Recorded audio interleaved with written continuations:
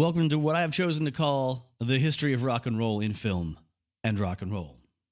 You may call it what you like. This episode features a watch-along commentary reaction to the film Sid and Nancy by Alex Cox, along with historical remembrances of the people that were involved with Sid and Nancy at the time. And then at the end, I've added even more eyewitness accounts from people that were around them and the stories of people that weren't told in the film whatsoever. I'm absolutely doing this because of the impending premiere of a new series that will be shown on Hulu here in America.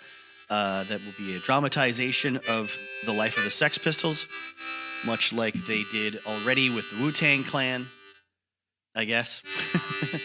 They're going off of the memoirs of guitarist Steve Jones. Could be directed by Danny Boyle. Should be really, really interesting.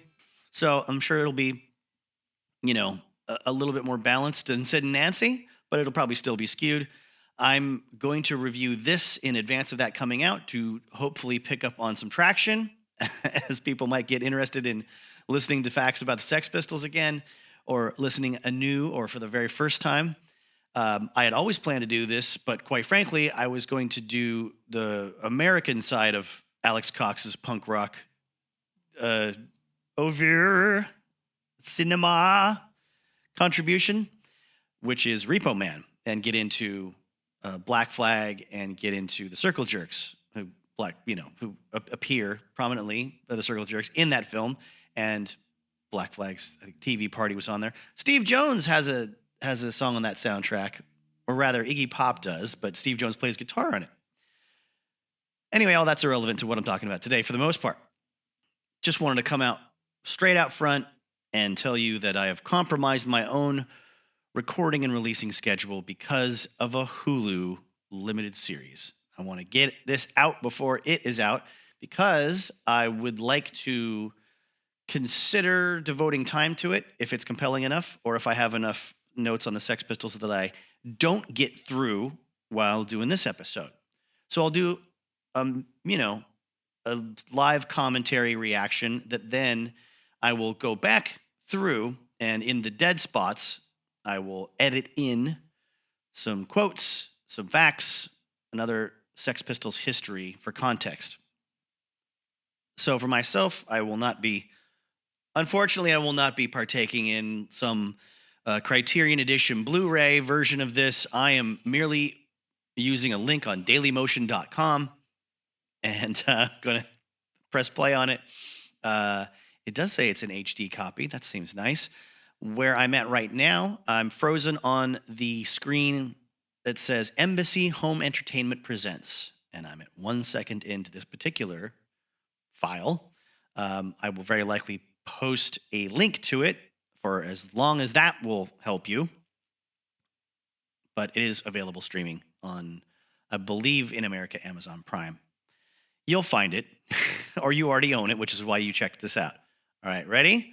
I'm going to click play on 3 and go when I count.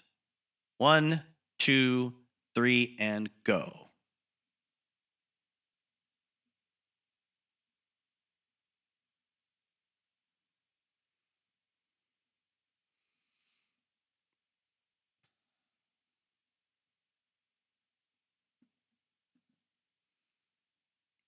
Obviously, the mentions of the Chelsea Hotel mean we are at the end of Sid's life. There's Gary Oldman, looking like an old man.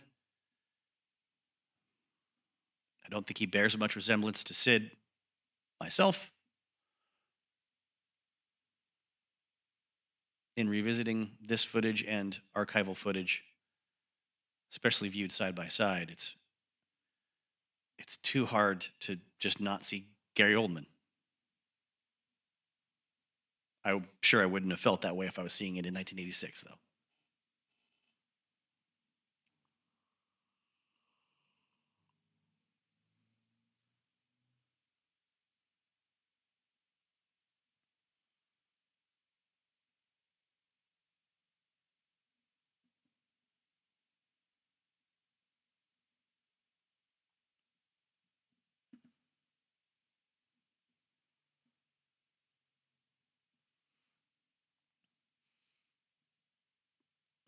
Alex Cox originally wanted Daniel Day-Lewis to play Sid Vicious.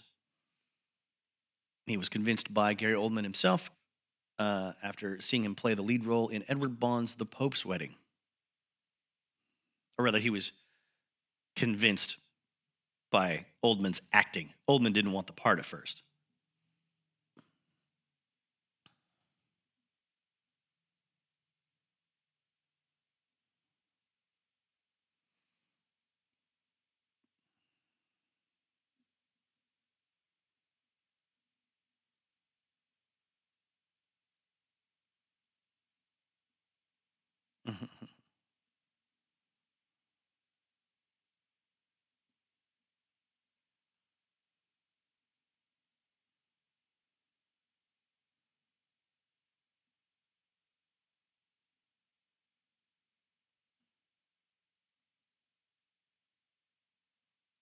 Oof. Oof.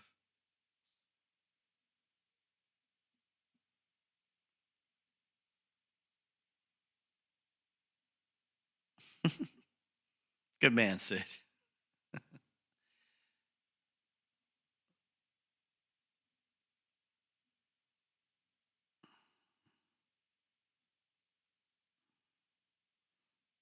So we've already heard Nancy Spungen honor being impugned multiple times while Sid is on his way out the door into the police station.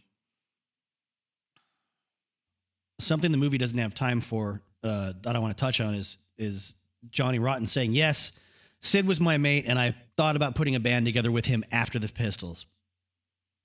I even got Sid to work on several ideas because I was writing all the way through the American tour during the bus rides. In my own mind, I'd already formed the first Public Image album. I'd already written 3 of the songs, Religion and a couple of others. I asked Sid if he wanted to be a part of that. I told him it would be a completely different direction, which Sid thought was excellent. It was anything to get away from the trap that we were both in. That's when Sid was away from Nancy. He was a different person, like Jekyll and Hyde. But when we both returned to London after the breakup, in came Nancy, his new manager. It didn't work. And as soon as she turned up, Nancy had something bad to say about everybody. I believe Sid went on to do the My Way song for the money. According to Julian Temple, Sid would be at Malcolm's throat at every opportunity possible. I wanted to work with Sid in London after the Pistols broke up because Sid had told me he had cleaned up his act. He was sick of Malcolm and didn't have any liking for Paul and Steve anymore. I was working with Branson over at Virgin during that time, helping him sign some reggae bands, which annoyed Sid to no end. Back to my reactions on the movie here. Hang on. God. The guy playing Johnny does not look like Johnny at all, either. I mean, it's 1986, and I suppose that kind of casting wasn't the highest priority at this time.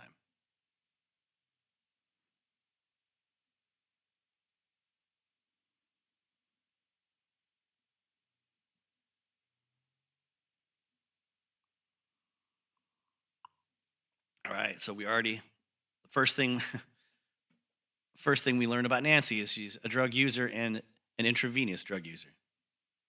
And back to Johnny's story about trying to get Sid in a band with him. He presented him the opportunity of working together with him again, and he said, come meet me at my house on Gunter Grove so we can talk.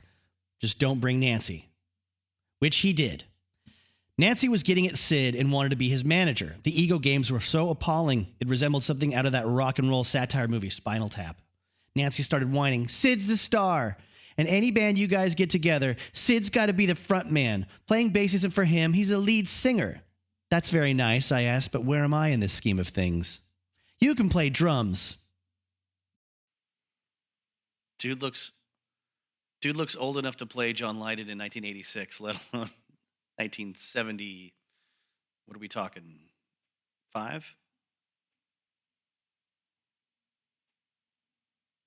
76, maybe?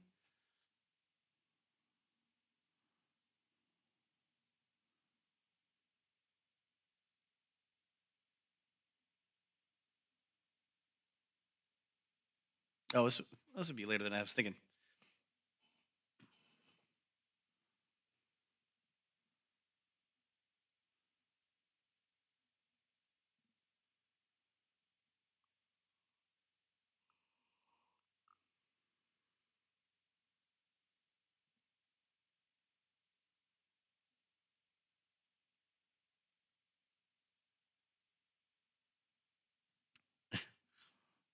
John and Sid doing a very convincing impression of the Daleks.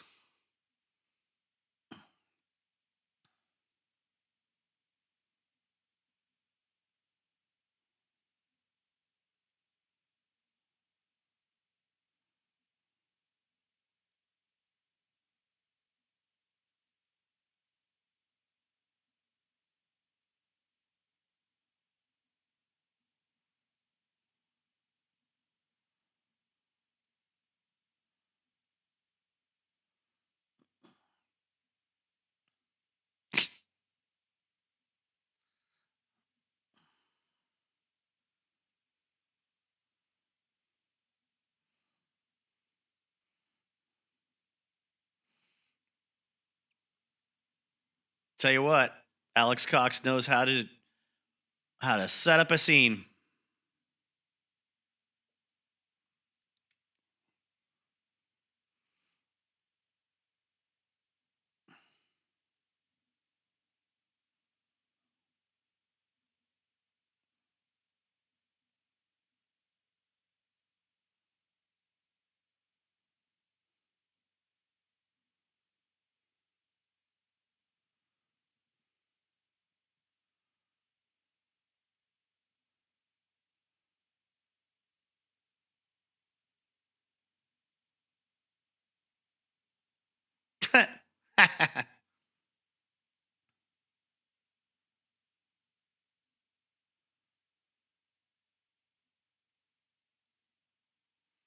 Nice work, Sid. Again.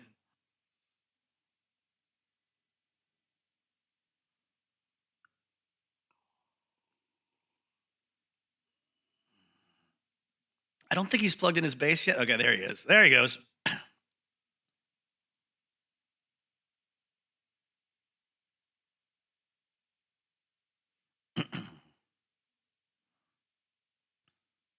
Other than Stepping Stone by the Monkees, I think. It's been years since I've seen this. I can't remember all the details.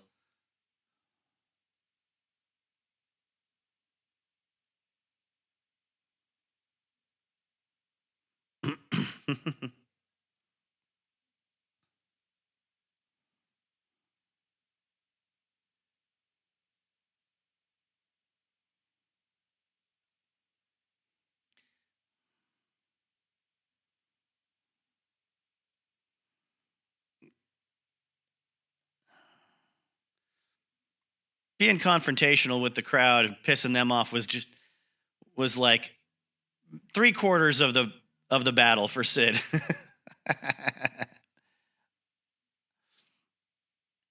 He did say in an interview one of his main priorities was to just try to piss off the Bromley contingent, which were a small group of people that would be up front at every Sex Pistols show from Bromley, and that included Billy Idol, Susie Sue, and Shane McGowan. They liked the Pistols before he joined, so he decided it was his job to just annoy the shit out of them while he was on stage.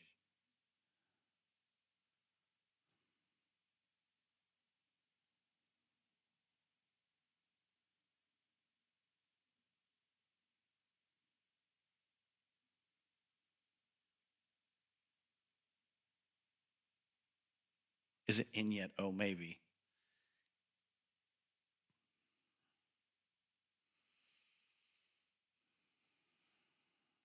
I believe this is a depiction of what is known as living in squat.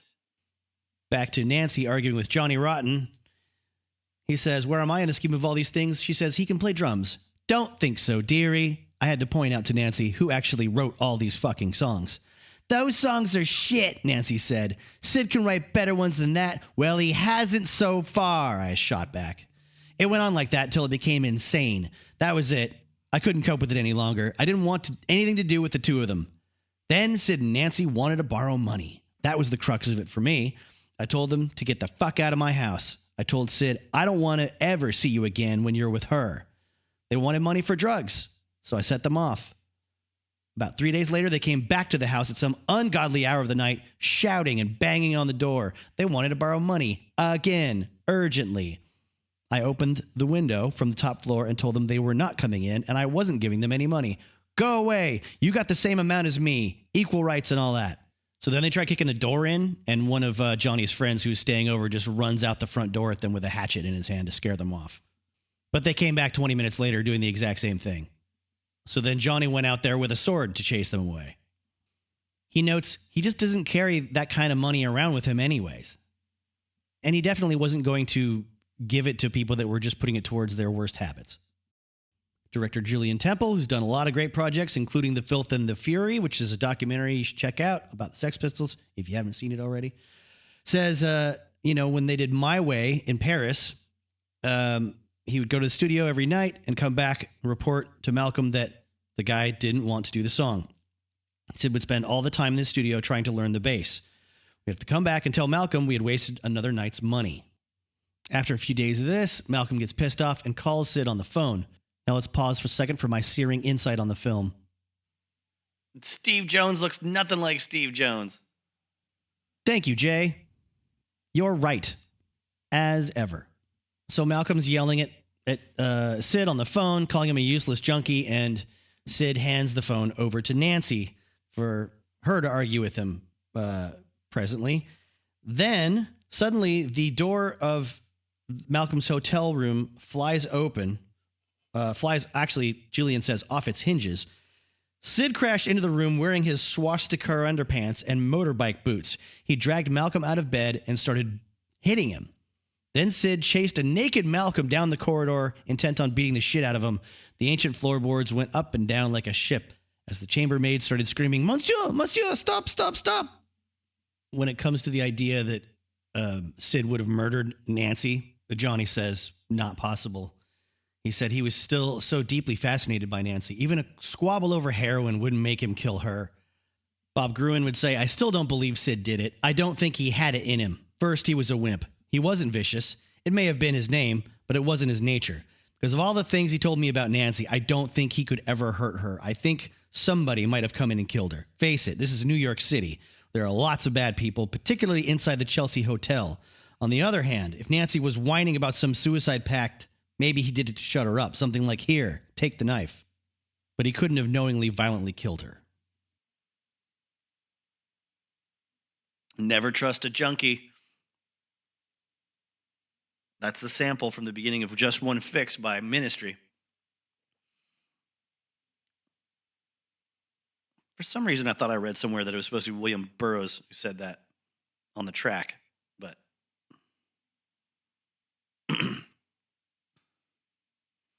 maybe I made that up in my brain because I know Al Jurgensen hung out with William Burroughs. And he was in the video, I think. Or maybe they had him sing it in the video. Ooh, I better go back and watch. Ooh, I better go back and watch it.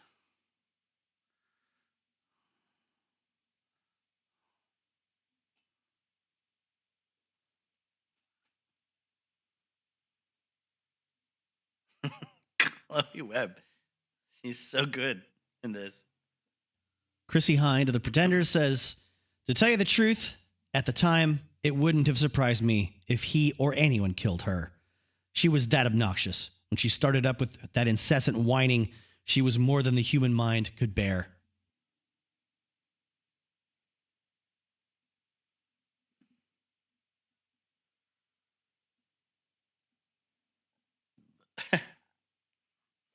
Everyone knows that Nancy's a junkie except for Sid.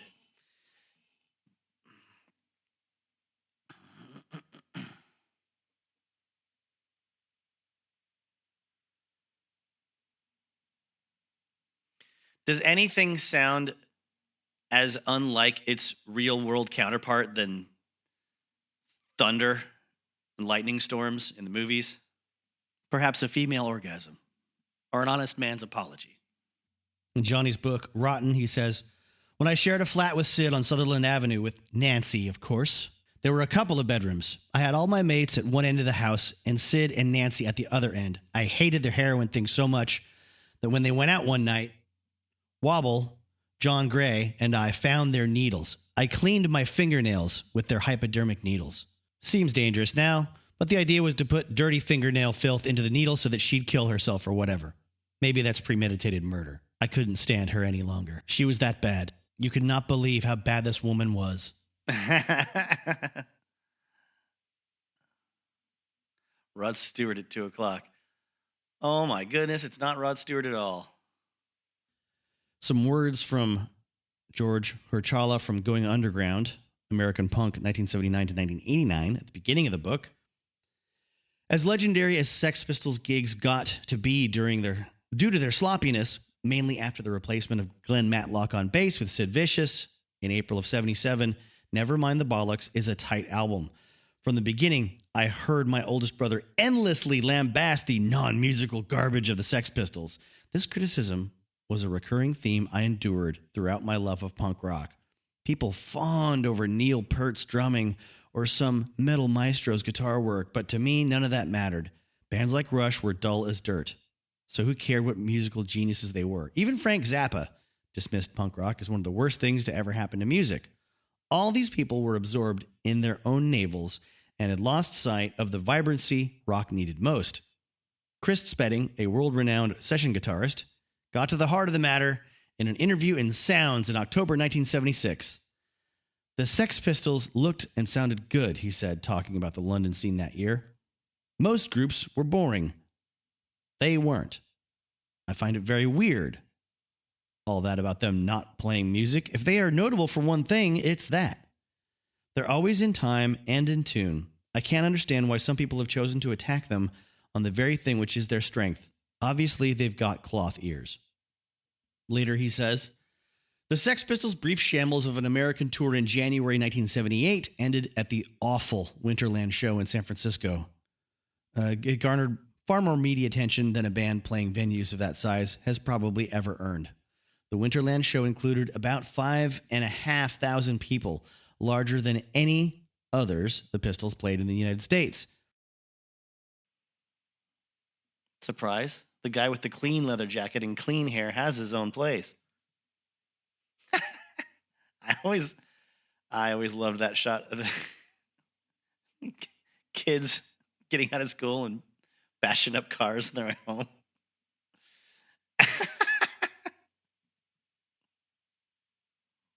Local bands The Nuns and The Avengers opened, and Penelope Houston of The Avengers was appalled at the conduct of her heroes. The Sex Pistols did show their workmanlike. They did their show workmanlike, with Sid's bass amp turned off much of the time. Acted like rock stars. Did a cover of Iggy's No Fun to punctuate how fucking bored they were of everything, and closed the show by Johnny saying, ha ha ha, ever get the feeling you've been cheated? Cheated? I can't do it right. At this point, as disgusted as the Pistols were with each other and the whole spectacle, most of the crowd that attended, like Gary Floyd of the Dicks, came away electrified by such little exposed music. After all, the Sex Pistols, at their worst, were still better than 99% of the bands that played the Winterland. Penelope Houston recalls the entire event as somewhat surreal and alienating for those already deeply involved in the local punk scene. They didn't mingle with any of us. They had a dressing room that was in a whole other part of the building. We were the support and the Nuns were the opener, and we had a dressing room near the backstage. Negative Trend had been brought in by Malcolm Mclaren, who had asked someone who the worst punk band in San Francisco was, and they said, oh, it's Negative Trend. So he brought them into play after the Sex Pistols, and Bill Graham shut everything down, so they were hanging out with us. There were a lot of reporters hanging out. The Sex Pistols were kind of whisked off and didn't really mingle with us, so that gave us the impression they were kind of standoffish, though they did show up at the crowded party on Haight Street at some apartment that was just wall-to-wall bodies, and Sid ended up at the Haight-Ashbury Clinic with an overdose. Lovely. I think I saw them when they came in for sound check, and Sid greeted me by pretending to vomit. We ended up working with Steve Jones later. Their tour manager wanted to manage us, which is how we got on the bill. They just weren't really there. My disgust that evening was more for playing this gigantic rock show. I'm sure that 500 was the largest we'd ever played to, and that was like 6,000 people. Who are these people, I thought? I knew all the punks in L.A., and a lot of people came from L.A. They were all pissed off. The Sex Pistols had skipped their town, being the big city. But even if I added up all the punks I knew in L.A. and San Francisco, it didn't add up to 6,000.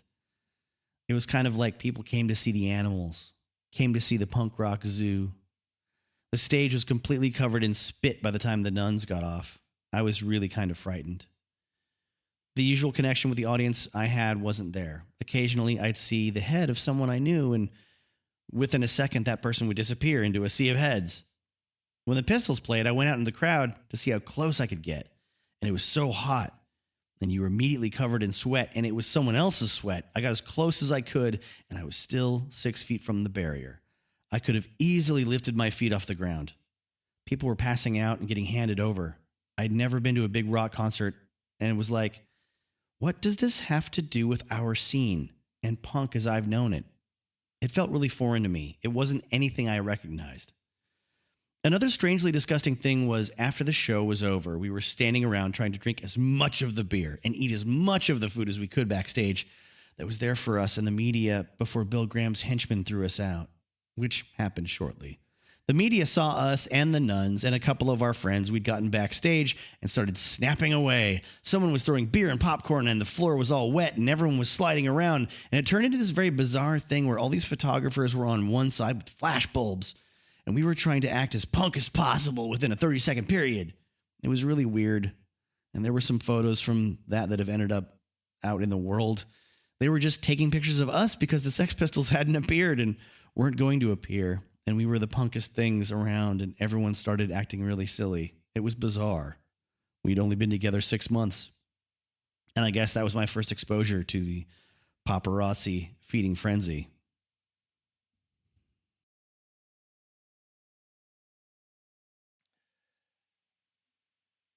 I do like how the viewer can get a sense of the sort of fashion and aesthetics of this crowd at the time before Sid almost single-handedly seems to have popularized the blue jeans and black motorcycle jacket look that became more of a punk rock uniform. As Rob Halford would popularize the heavy metal uniform of leather pants and a black leather motorcycle jacket a little while later. But, you know, there was a lot more variety and colorfulness in punk rock aesthetics, more individuality before the media got a hold of everything.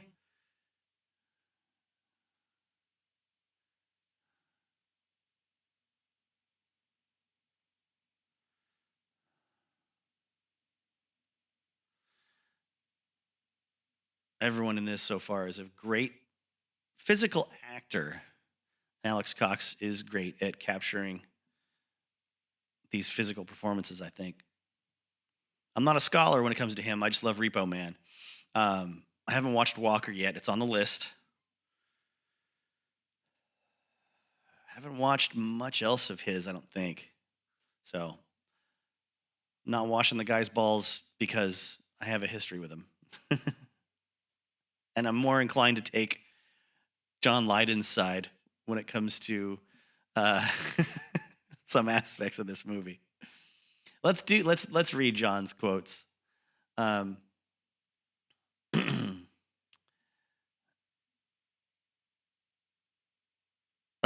Sorry, I'll wait on that.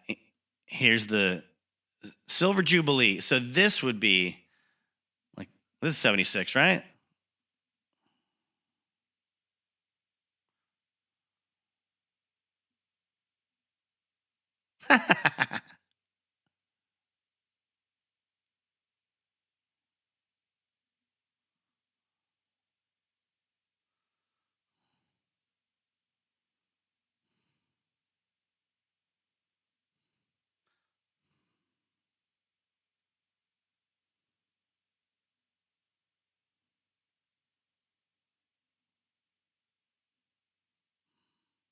Malcolm Mclaren looks a little older in this than I think he should be, but he looks way too young to me so far in the Hulu series previews I've seen. Day fucking bastard.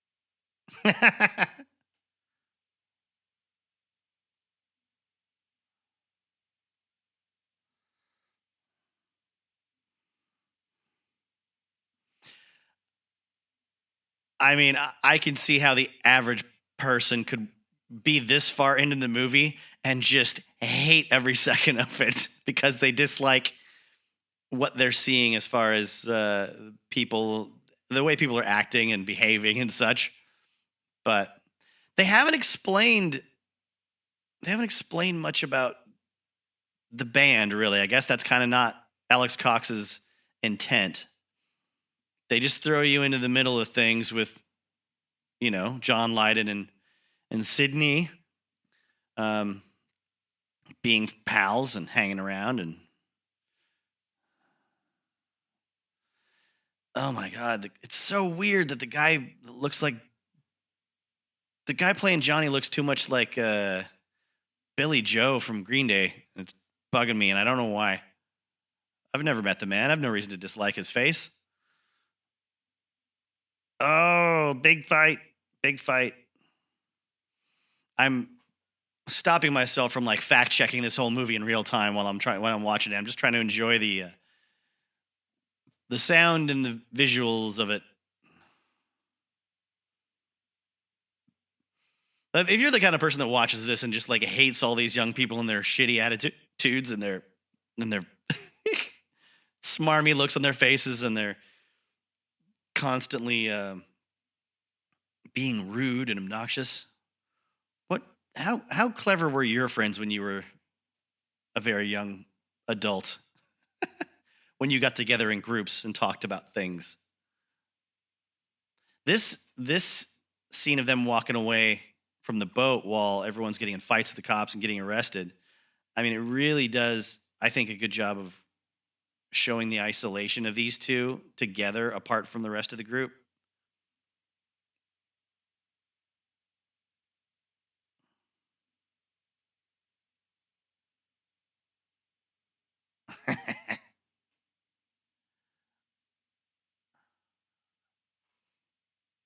Oh, her lucky mother. I mean, you're lucky enough to be Nancy Spongeon's mom anyway, but then to find out that Sid Vicious is your son-in-law now. Oh, this is a great shot.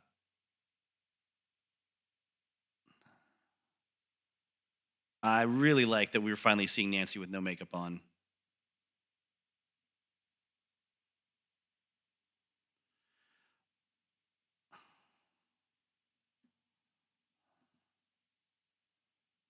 Oh, to be the parent of a junkie, it must be such misery. I feel for anyone going through that in a very, very non-committal way, in a very surface level way. Oh, she's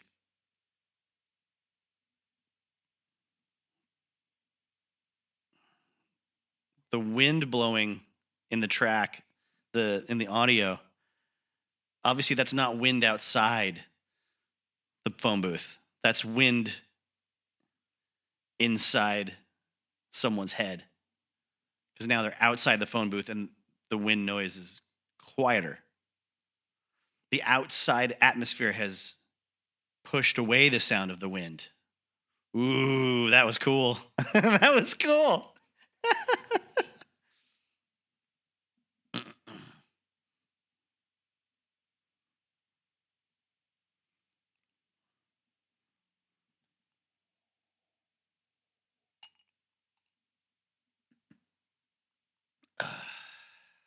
Oh, terrible guitar miming. That was awful when he held up the guitar and pretended to play what was coming through the speakers. Oh, so bad. Oh, the baby's here that we were talking about earlier.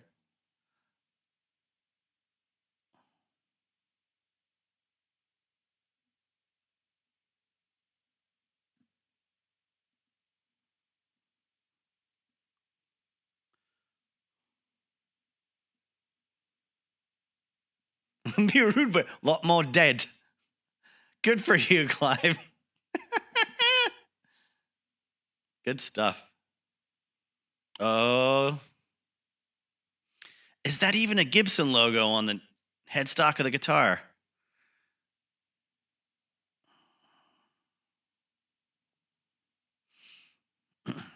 Again, everyone in the crowd looks like they're dressed all a little different. The hairstyles look to be about the same, but, you know.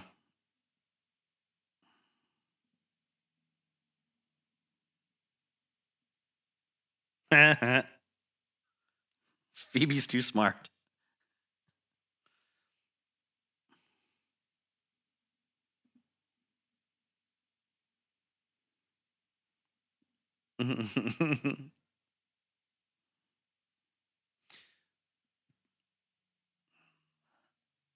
Kind of like what I've heard of the bass tone so far.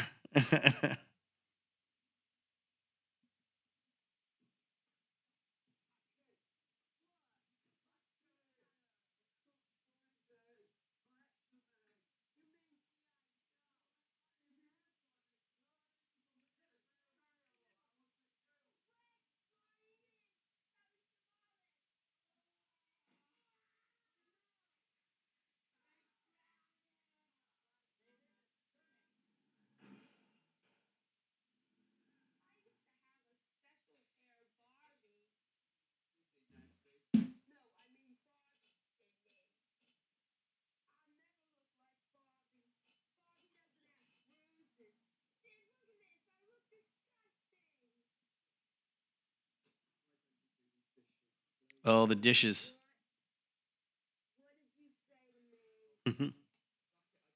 Fuck it, I do myself. I had two friends in high school, Wendy Anstead and Heather Jarvis, would quote this scene all the time.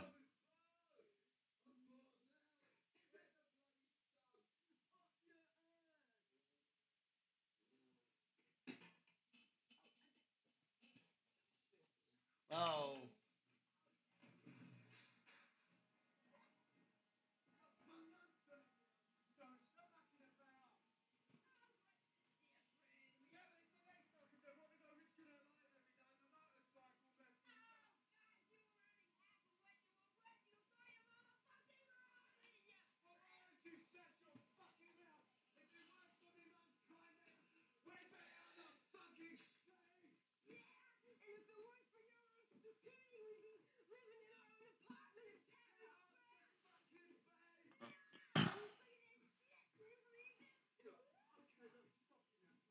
Wow. We're 35 minutes into this. Oh. And we just got the first domestic violence between the two. God, what a great scene. This is unbelievable. But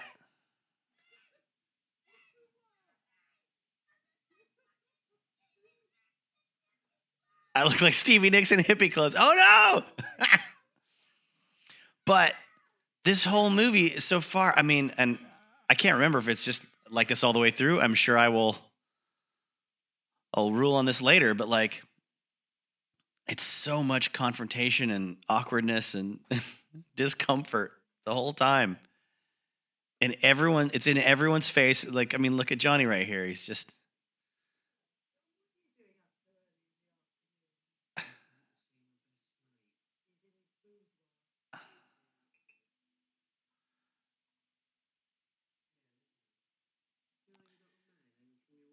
dude hanging up by the chains.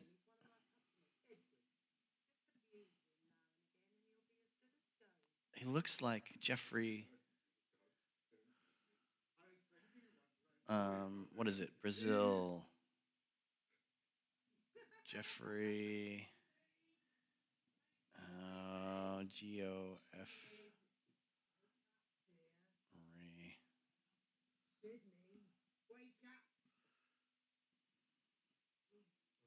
Who's the actor from Brazil?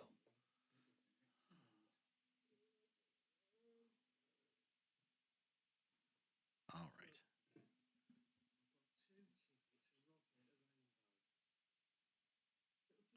Thinking of Jonathan Pryce? Yep. Thinking of Jonathan Pryce. Aren't you all glad I went on that tangent?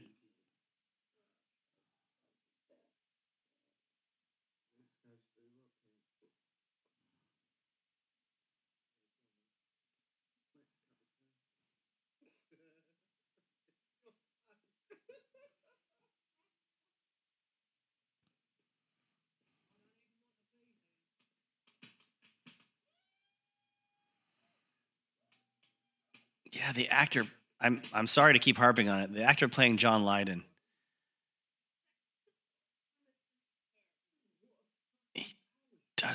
He doesn't seem cool or engaging or like clever or fun the way I'm used to seeing John Lydon in footage and interviews.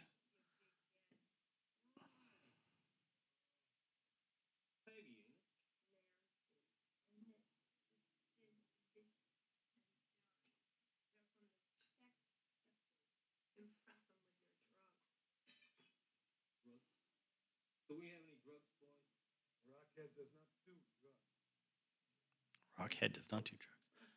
I wonder who this is supposed to be.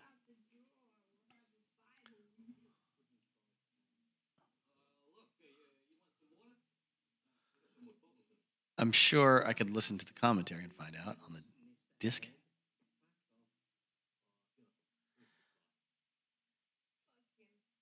Dude with the mullet looks like Dennis Reynolds from It's Always Sunny in Philadelphia. Dude working out seems to be a representation of Freddie Mercury. I know Sid and Freddie had a little encounter at least once. You know, Freddie made a little joke about how strategically ripped his shirt was and his clothes were and stuff. And he said, "Oh, aren't you that gentleman they call Simon Ferocious?"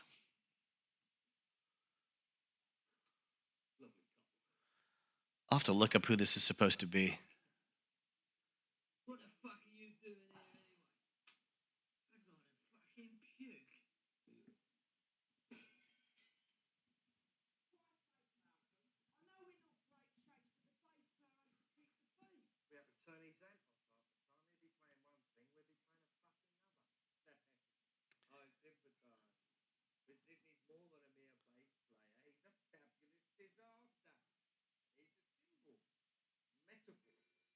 Oh, wow. I just found out Chloe Webb was a stage actress before this, so makes sense that she was this good at projecting and all the energy and the facial expressions.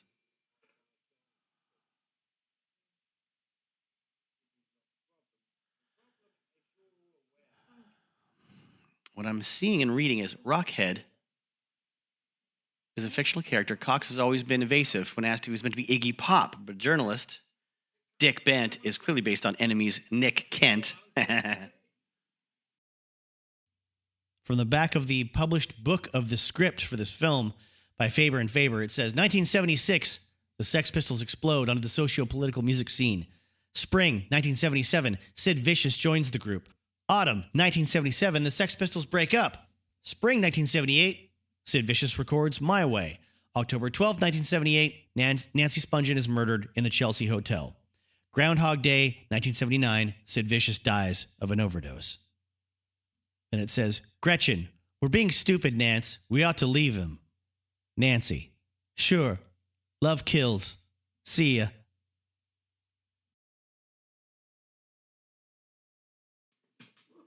Stay where you are. I'm loaded. That's a good one.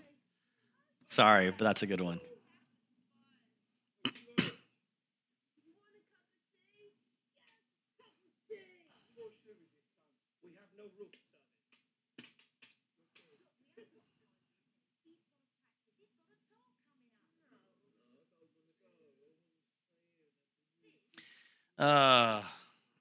All I want to do is get loaded and have sex with this person.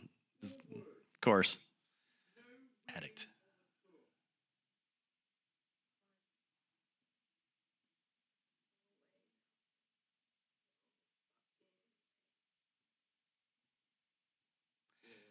No women on the tour. No, I.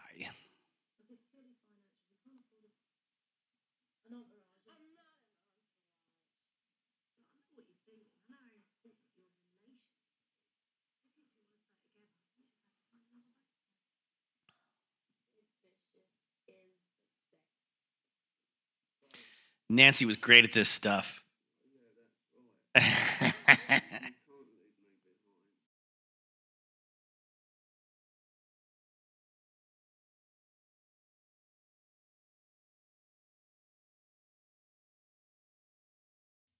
Photographer Bob Gruen, from the pages of Please Kill Me by Lex McNeil and Gillian McCain, the uncensored oral history of punk, would say, traveling with the band was a real contrast compared to just seeing their concerts. Their shows were complete chaos, but the bus was actually mellow. Mostly we drank beer, passed joints, and listened to dub reggae music. But then the bus would pull up, and the doors would snap open, and there would be 3 television cameras pointing up from the bottom of the stairs. The fans would be gathered around, and the madness would start. At one stop, Johnny Rotten opened a window in the back and leaned out. The fans came running over, and a kid held up an album and begged, "Would you autograph this for me?" Johnny just leaned out and spit on it. The kid said, "Wow, man, thank you. I can't believe it. Thank you so much." That's when I started thinking, there's something wrong here. This is not normal.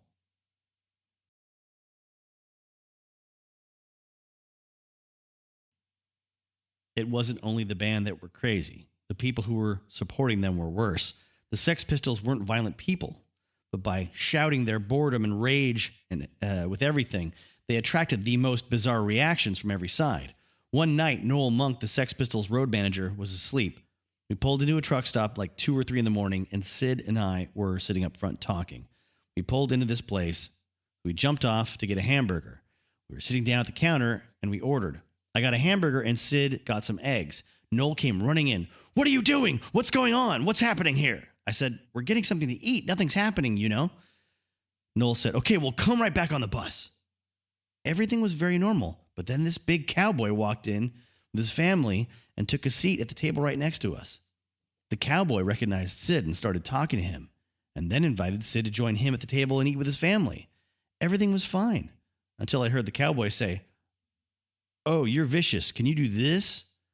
I looked over just in time to see the cowboy putting a cigarette out on his own hand. Sid was just sitting there eating his eggs with his knife and fork. He looked up, unfazed, and said, "Well, I can, hurt myself." Then Sid hit his hand with his knife and made a small cut in the skin. Not very deep, but the blood started seeping out, slowly working its way down until it reached the plate of eggs. But Sid didn't care. He was hungry and just kept gobbling them up. And the more Sid ate, the more horrified the cowboy became until he completely freaked out, jumped up, gathered his family, and started running for the door.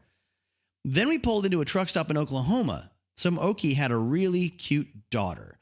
They recognized the band. They saw this big flashy bus. It was kind of outrageous. He said, "Take my daughter with you." I was like, "Yes, this girl is gorgeous." Noel said, "Nobody can go on the bus." We were like, "Noel, take her. Her father is saying it's okay." And Noel's saying, "No, nobody can come on the bus." So we left her standing in the hail.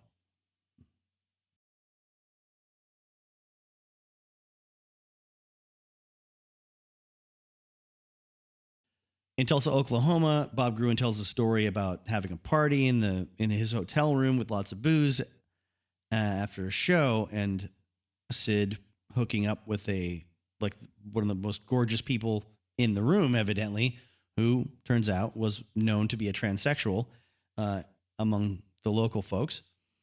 And when he comes back down to the room, everyone's asking, "Hey, Sid, what was it like?" He said, "Oh, she was okay." Bob says, Sid wasn't looking for anything. Everything found him, He was sort of like, he was a magnet. Like zoom, everything would come to him. Weird things seemed to happen around Sid. That very same night, this Vietnam vet asked Sid to make it with his girlfriend while he watched. After a while, Sid came back and he said, "I just shit in her mouth." I said, "What? Are you kidding? Why'd you do that?" He said, "Well, her boyfriend said he wanted her to have an experience that she wouldn't forget." It seemed to make sense at the time. After you've had a few drinks, you can say to yourself, "Well, it's okay. It wasn't my mouth." People came to get bitten. They didn't really come to get petted. They came to see if the Sex Pistols were really wild. And if they were, so much the better. Because the people that were showing up were pretty off the wall. After the Winterland show, all the fans were cheering. Sid came back out, looked down at the audience, and picked out 4 pretty girls near the front. He grabbed them by the hand and said, "Come with me." Bill Graham was standing there, shocked. I mean, lots of band members came out and talked to a girl or two, but maybe, pull a chick. But they never actually physically pull 4 of them up and say, "Come with me." I didn't see Johnny with a girl until the last night. He left the last show with some girl who was backstage. It was kind of a surprise because from the first minute I met him, Johnny didn't seem to ever like anything. He just seemed to be in a really bad mood from day one. Everything sucked. He was so cynical and sarcastic about everything. He would always point out the derogatory aspect of everything.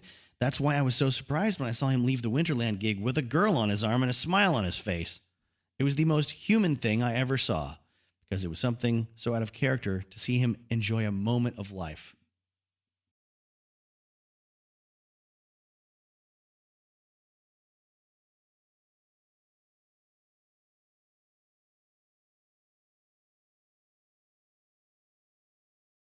Legs McNeil says, the Pistols sucked at Winterland. Show was awful, but it didn't seem to matter. Everyone was just thrilled to be there in the presence of the Sex Pistols. After the show, John Holstrom handed me a backstage pass and said, "Go talk to Sid. You'll like him. He's just like you." I thought, fuck you. Sid's a fucking moron, Thanks a lot. I went backstage, and Bob Gruen was there. He got me a beer and introduced me to the band. Every one of them looked miserable. Sid sat in a chair with his shirt off. Johnny was alone on a couch, muttering to himself. Steve and Paul were lounging next to a plastic garbage pail filled with Heinekens. They were all just sitting around, griping to each other. What was funny was that Sid had pulled 4 chicks from the audience, and the 4 girls were just standing around. Everybody was ignoring them. And then Sid turned to them and said, "So who's going to fuck me tonight?" "Don't we even get a kiss first?" one of the girls asked. She wasn't kidding.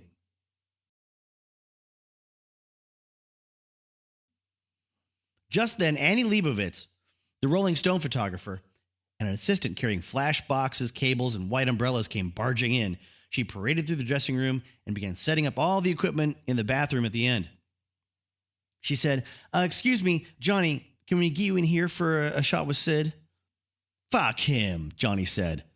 "Why should I have to go over to that bastard? Tell the wanker to come over here." Sid, do you think you could join Johnny on the couch so I can get a shot of the two?" Sid said. "Fuck off."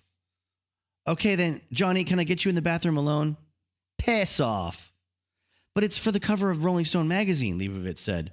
"Well then, is my hair all right?" Johnny shrieked as he pulled on his greasy matted hair so that it formed 2 little horns. It was pretty funny, but overall the whole scene was pretty depressing. The Sex Pistols didn't seem to be having any fun, and I just wanted to get out of there. So I loaded up my jacket with Heinekens and split. I didn't know it at the time, but that was the last few moments of the Sex Pistols' existence. That was the last few moments of them together as a band. I came out of the dressing room, and Damita had just happened to be walking by wearing a Ramones t-shirt. She was 8 months pregnant and had a hole cut in the t-shirt so that her bulging stomach popped through. I peeled off my backstage pass, slapped it on Damita's pregnant belly, and said, "Go for it, Damita." She said, "Wow, backstage pass, cool." Then she waddled away to the dressing room.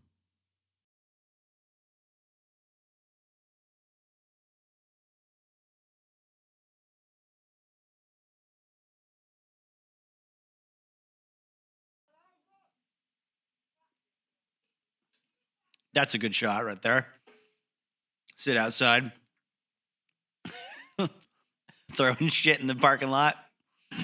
2 guys with the cowboy hats in the front, band behind them. That's great.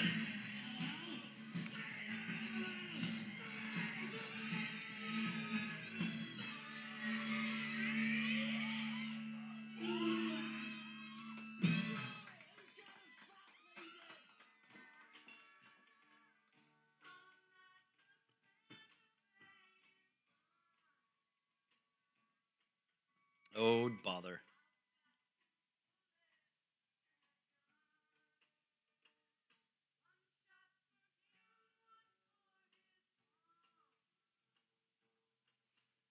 Wait.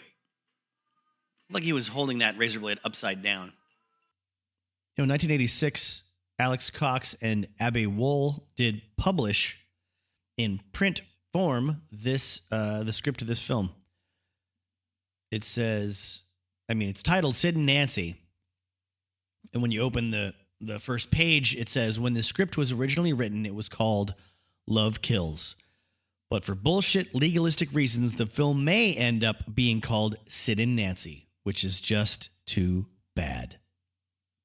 But according to Keith Bateson and Alan Parker's Sid's Way, Life and Death of Sid Vicious, Alex Cox and Abby Wool submitted a storyline and script to movie companies for the planned film, and the name was changed from Love Kills to Sid and Nancy because the former had already been used for a film, and Alex Cox didn't want to cause any confusion. He told New Musical Express in 1985, "We want to make the film not just about Sid Vicious and punk, but as an anti-drugs statement, to show that the degradation caused to various people is not at all glamorous." Introduction to the script book is called Money for Old Rope, and it's just a handful of quotes. First one attributed to someone named Jeremy. It says, "Sid Vicious, a nasty piece of work, very nasty. I saw him in the bathroom at the country club, jacking up. He had this huge black bodyguard in there. The guy picked me up, turned me around, and threw me out." Now back to the film for a second. Oh, that was a Joy Division t-shirt. Hang on. Well, I looked that up. Quote from Luis Benuil, My Last Sigh, says, "In the 1920s, when I was living in the Residencia, there was double suicide in Madrid. A student and his young fiancée killed themselves in a restaurant garden. They were known to be passionately in love. Their families were on excellent terms with each other, and when an autopsy was performed, the girl was found to be a virgin. So why the double suicide?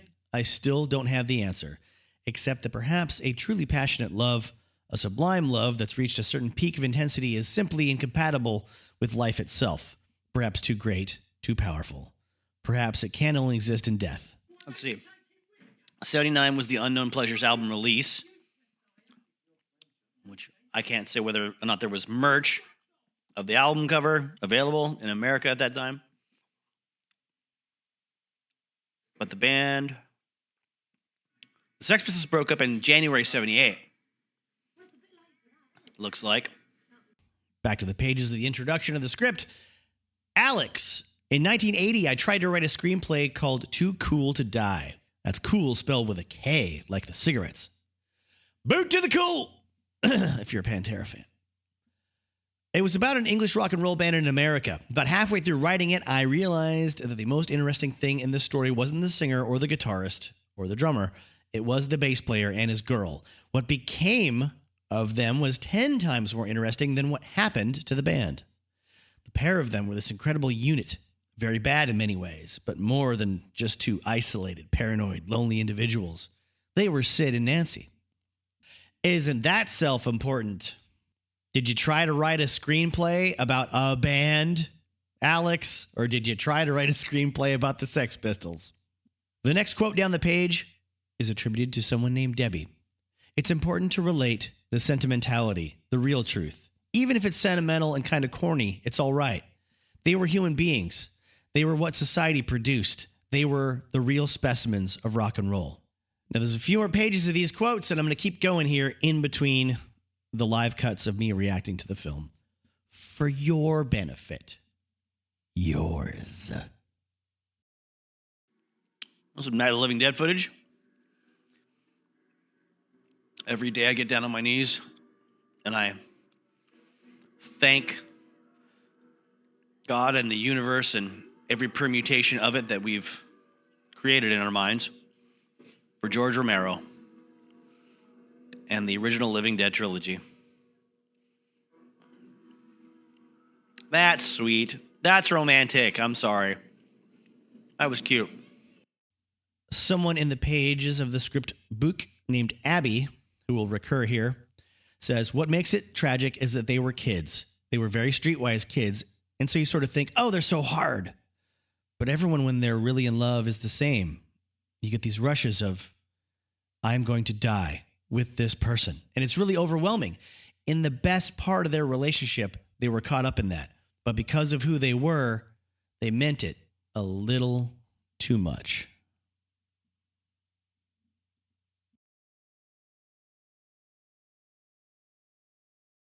Loving the awkwardness of this scene. The girl with the headgear. Aw.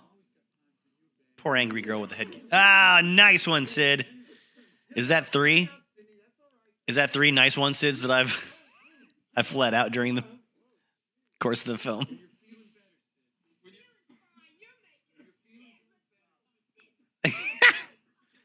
That's a nice... Blame him for him puking on him, and then leave them, and then probably leaving him with the tab as they walk off from the cafe. Here we go. The I Did It My Way scene. Released in video format, or home video format on The Great Rock and Roll Swindle originally.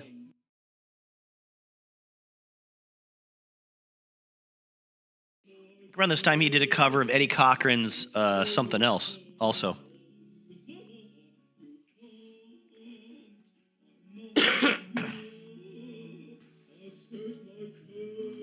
There's so much about Gary Oldman that does not translate to Sid Vicious to me when it comes to the construction of his face. The structure, pardon me, of his face, but...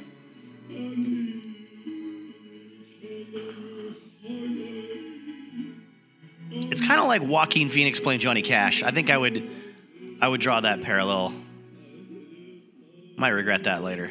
I don't know. I'm sure someone...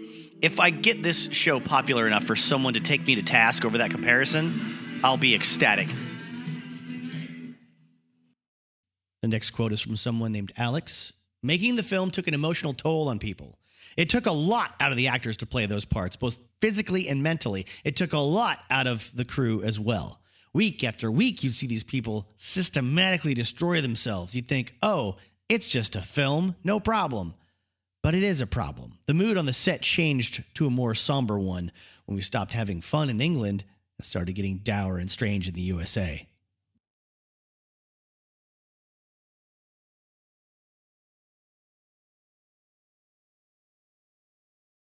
Quote from someone named Alan says, the weirdest night we ever played was the Old Paradise Club in Soho, a strip club run by the Maltese Mafia. We had to hose the stale cum off the seats. The gangsters and old hookers were there. We were more shocked by them than they were by us. Malcolm stood outside, calling in the punters, pretending it was a strip club.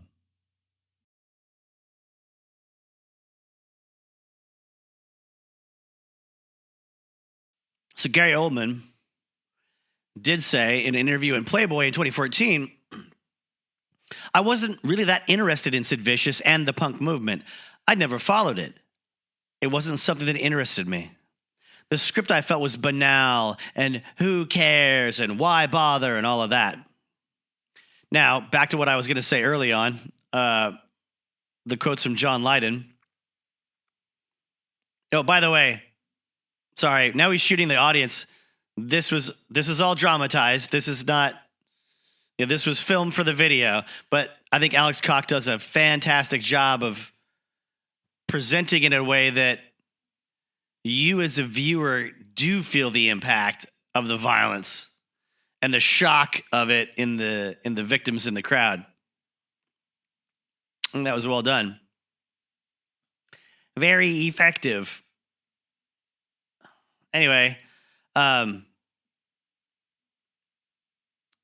Lydon said, I cannot understand why anyone would want to put out a movie like Sid and Nancy and not bother to speak to me. Alex Cox, the director, didn't. He used, as his point of reference, of all people on this earth, Joe Strummer, that guttural singer from The Clash. What the fuck did he know about Sid and Nancy? To me, this movie is the lowest form of life. I honestly believe that it celebrates heroin addiction. Worse still, Lydon is bitter towards, let's see, I'm reading from farheartmagazine.co.uk, bitter towards the depiction of his own character in the film, explaining he had a Scouse accent. Worse, there's a slur implied in the movie that I was jealous of Nancy, which I find particularly loathsome. When asked by Dr. Drew Pinsky in an interview, when John, Lydon was asked, did the movie get anything right? He replied, maybe the name is Sid. Back to the book. Quote from Abby, there is already a punk revival going on, this being 1986. But it is just a fashion thing, like Live Aid, where you have this multi-million-dollar production where guys are wheeled out of their air-conditioned trailers with catering and they go on stage for 15 minutes and they think they've changed the world.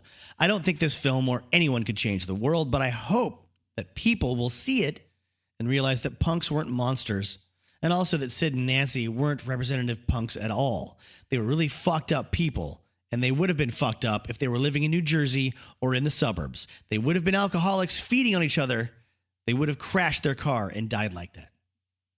I don't know about the punk revival fashion thing in 86. Punk hadn't stopped happening, honestly, especially in America and the hardcore scene. But on to a quote from Rita. We all stood on the balcony and watched the ambulance take Nancy's body away. I remember looking around and everyone was stoned. Then Alex, the thing you hear the most if you're a writer and you go to an American studio or British production house with a good script is make the characters more sympathetic, which means take away their tension, take away whatever makes them human, have them behave like a sanitized cardboard way, and then maybe we'll make the picture. Love Kills was turned down by all the top production houses. If it weren't for Eric Fellner's Herculean efforts and Margaret Matheson's faith and money, the film would never have been made.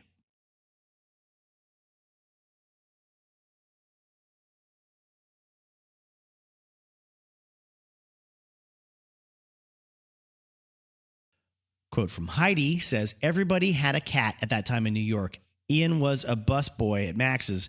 He always had kittens. The girls would always take them. In every show, there would be 3 or 4 girls with kittens in their pockets. Nancy's was called Smokey.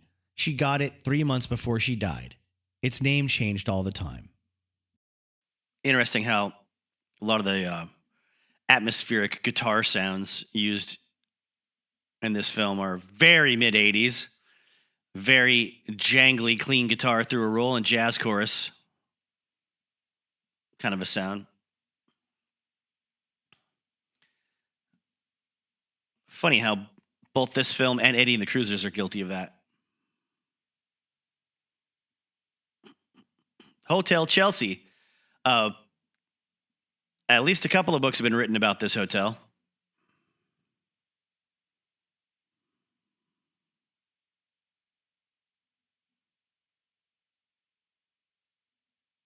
Wow. Grandma looks pretty young compared to Nancy.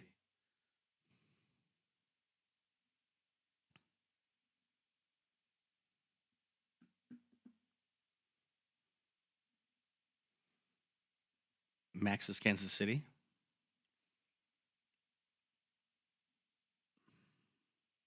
Max's Kansas City, a lot of New York punk bands played there. And they had a rivalry with CBGB, so it was, for a while, if you played at one, you couldn't play at the other. Later on in the early 70s, Aerosmith would get famous playing Max's Kansas City, which is quite a turn when it comes to styles there.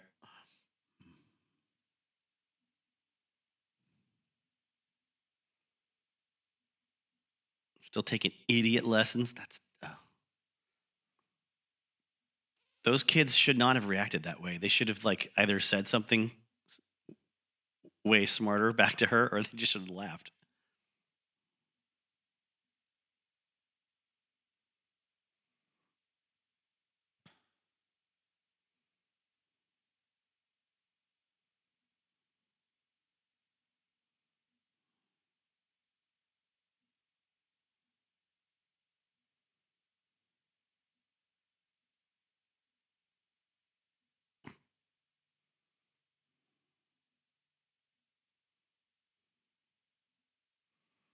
This is the attitude of suicide bombers. Kamikaze pilots. Abby says, there is some kind of emotion, and it is something that they could never express, but could feel. They were in pain. They were angry. They were impotent. They were frustrated, but they had each other. There is always that kind of thing with youth. You know, you are a gang and you have a boyfriend, and that makes you feel strong.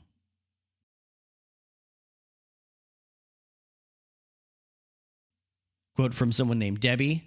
I don't think Sid needed fame. He was as famous in his mind when he did the pogo as when he did My Way. He needed drugs, and he needed Nancy.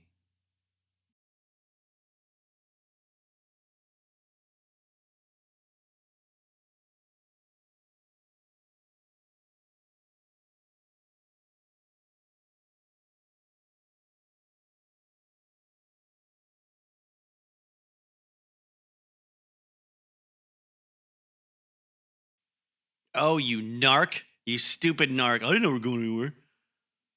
Oh. It does do a pretty good job of the scene of showing you how, hey, it's one thing when you're all acting like this around your peers and you're all sleeping on the same floor, like 20 of you in a small room. It's a completely different thing when you're back home in America with your grandparents. Alex says, we shot Love Kills in London, Paris, and the U.S. in 11 weeks. The rough assembly lasted 3 hours, 50 minutes. The finished film lasts less than 2. What follows is the complex text of the film we shot. A lot of dialogue was invented by the actors. The published script is a composite of their dialogue and ours. This book is dedicated to everyone who gave us interviews or worked on the film. Quote from someone named Rosalind. By the end of the interview, Sid had really begun to depend on me. When I left, he followed me out to the top of the stairs and called out, "Don't take the piss out of us, okay?" I wanted to hug him, but I didn't. Another thing I think comes off well in this film is the difference between the violent innocence of Sid for being young and inexperienced and easy to manipulate, and the older, wiser, more experienced, actually, I should go with my first choice of words, most experienced Nancy Spungen. I'm not saying that in a sexual way. I'm not saying she's bad because she, has lots of sex in her life. Most people should have more sex than they are. I'm saying that, ask the people that she may or may not have used up and spit out along the way. They all have similar stories. The last quote in the introduction to this script book is from Sid Vicious himself. It says, "I hate films. It's pretense. It's lies. It's just shit. Like if you filmed a day in the life of me, for instance, that is the most boring thing on earth. It makes me sick to think that people will act out parts and, make it all seem larger than life, just so that some crud out there can get off on some fantasy that life is wonderful and one day."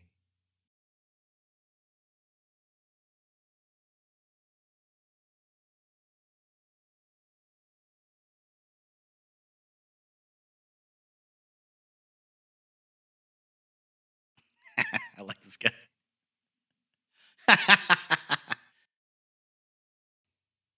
In his book, El Cid, David Dalton in 1997 wrote, "So obsessed was Sid with the mythology of self-destruction that flagrant disregard for life and limb became routine. He OD'd twice that year. He issued continuous bulletins about his imminent demise. My basic nature is going to kill me in 6 months. That turned out to be extremely prescient." More from this in a second.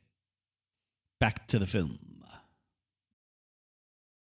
Iggy, Dee Dee, Chrissy, and Harry. Iggy Pop from the Stooges, Dee Dee Ramone, bass player for the Ramones, Chrissy Hine from the Pretenders, Debbie Harry from Blondie. The mythic Iggy was his idol. "I want to be like Iggy Pop and die before I'm 30, he told Roberta Bailey. When Bailey explained that James Osterberg was alive and well and living on the Lower East Side, Sid didn't buy it. His taunting assessment of his friend John Lydon's fate, "You'll spend the rest of your life with people coming up to you saying, 'Weren't you Johnny Rotten once?' was not going to be his. Fuck no. His was the abbreviated timetable of a rock fable. A whole life from the age of 18 till his death 3 years later flashed by in a fast forward of streaked images. No rock star ever lived out a messier life. When Sid sang My Way while shooting the audience, he seemed to fulfill the ultimate teen fantasy. Yet Sid did almost nothing his way. As the creature of punk subculture expectations and a fervent devotee of various rock credos, he was constantly manipulated by others. Johnny Rotten named him. Malcolm Mclaren programmed him. Vivian Westwood made his uniforms. He was fed a steady diet of poisonous ideas by his cynical handlers. Books on Charlie Manson, Nazi paraphernalia, murderous hatred toward the establishment. He took speed, put on a Ramones album, and taught himself to play bass overnight. Once given his new identity, Sid Vicious became a sort of golem to his own name, a malignant cartoon, a volatile human bomb, the toy that exploded. The first monster child of a hippie generation, Sid embodied the nihilistic culture that turned him into a perfect scapegoat and media monster from the id.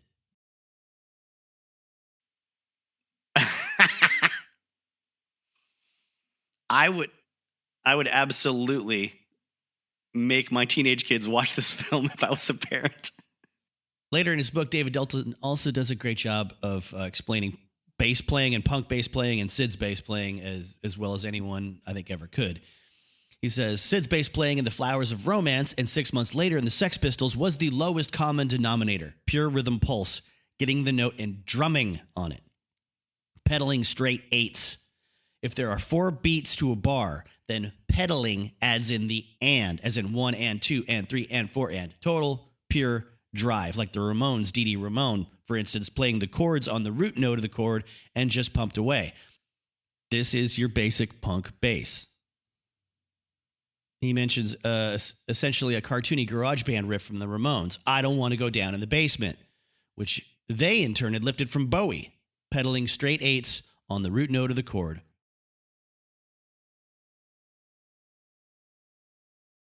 Hey, notice the band is made up of people that aren't the ones mentioned when they got the gig. Oh, yeah, here's the Eddie Cochran song.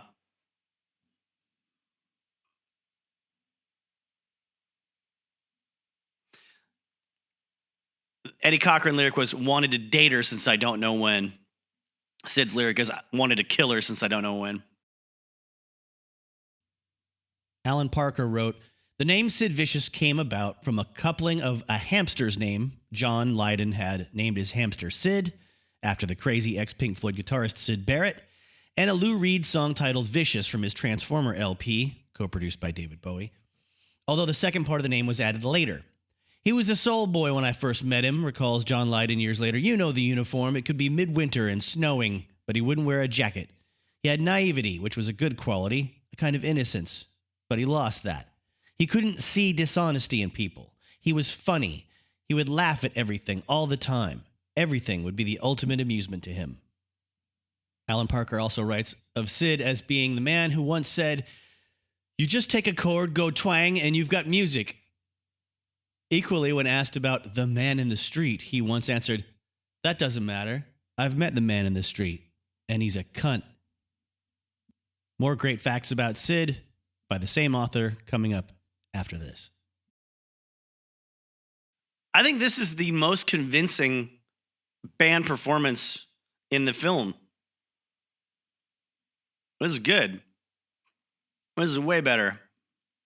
They're also not shooting the hands of the guys playing bass and guitar, so you can't really evaluate how accurate it is. But it's also the framing is closer. No, the bass player knows what he's doing. Nice.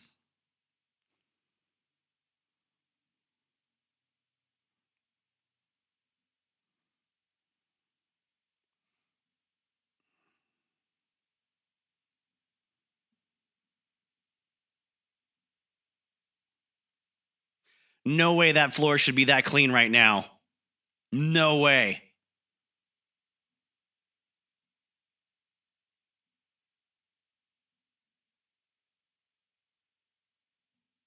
That's Courtney Love in the middle right there.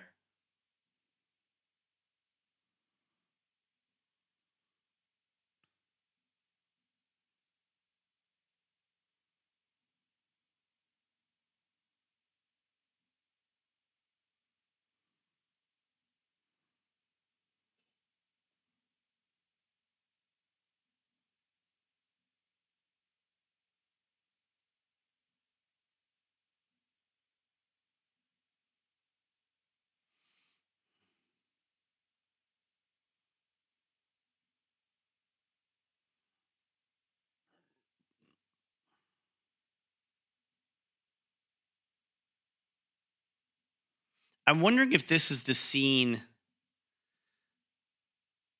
that Slash from Guns N' Roses. Oh, nice one, gals. Tell them. Oh, what's better than those taxi cabs? Come on, in a movie in New York. Anyway, I think it was Steven Adler and Slash, if I'm not mistaken. Please go back and listen to my previous episodes that involve Guns N' Roses to find out, because I can't open all the books right now. But they were active in LA as extras on the sort of Hollywood scene, because you would get like a free lunch and like a minimum amount of money, like it might have been like $100 for a day, but a lot of times they would show up, eat free food, get their money, and then like just disappear, get high, and get loaded and fall asleep somewhere. And I believe the story was you can't see them in the scene that they're in, but they're in the crowd at a quote unquote punk show. From Slash, he said the casting director hired all 5 members of Guns N' Roses as extras for a club scene, having coincidentally scouted them in different locations without their knowledge. And that sounds familiar. He said, all of us showed up the first day of casting, like, hey, what are you doing here? However, Slash was the only one in the group to stay for the entire shoot. Journalist Chris Needs remembers once being beaten badly by a bunch of teddy boys because of his punk image. The beating was getting worse when suddenly out of nowhere came Sid Vicious, armed with half a brick. He whacked 2 of the Teds around the head with it and just told Chris to run. To this day, Chris is convinced that Sid saved his life. John Beverly's mom, Ann Beverly, that's Sid's mom, said the biggest problem was the teddy boys. I'm not saying that Simon or any of the other punks was a saint. Youth will be youth. But these teddy boys were awful. They hunted in packs of at least 6, only picked on smaller groups, would very happily pick on punk girls, and quite often ran a mile when the punks turned on them. Alan Parker also writes that Sid almost got a job of lead singer with The Damned. Spotted one day in a silver blue jacket, originally owned by John Rotten, by Rat Scabies and Brian James, instantly invited him to audition for their group. I guess it was down to just the two candidates, Sid and a young gravedigger turned vampire punk named Dave Vanian. Well, on the day of the audition, Sid did not get out of bed in time. So we know how history went from there. Chrissy Hynde, later of the Pretenders, was working at the sex shop where the gang all, caroused around and sort of formed the group. She was trying to stay in London and keep working, but didn't have a visa, so she was going to get married to Sid. Unfortunately, Sid forgot about the event and did not show up to the wedding.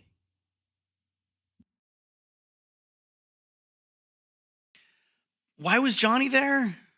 Exactly. That was a very frustrating edit. I dislike it. I want to know why Johnny was there, where the rest of the band was. Maybe it's in the Criterion edition. I don't know.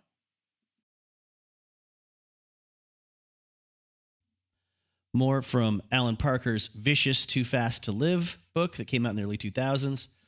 Said Malcolm Mclaren had booked the Heartbreakers onto the Anarchy tour because he knew them, well, 2 of them anyway. He had tried to get the Ramones for his American act, but they wanted equal billing, which didn't fit very well around the master plan, so he got himself the Heartbreakers, a 4-piece group hooked to the teeth on heroin via the Toxic Twins, Johnny Thunders, and Jerry Nolan.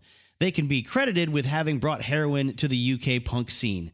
But despite their challenges to the younger English punks that they were pussies because they didn't do the drug, everyone on the scene stayed well away. Even Sid, with his speed and his tablets, was not tempted by the image of Johnny Thunders brandishing a syringe in front of his face and claiming that he would only be a man if he took it.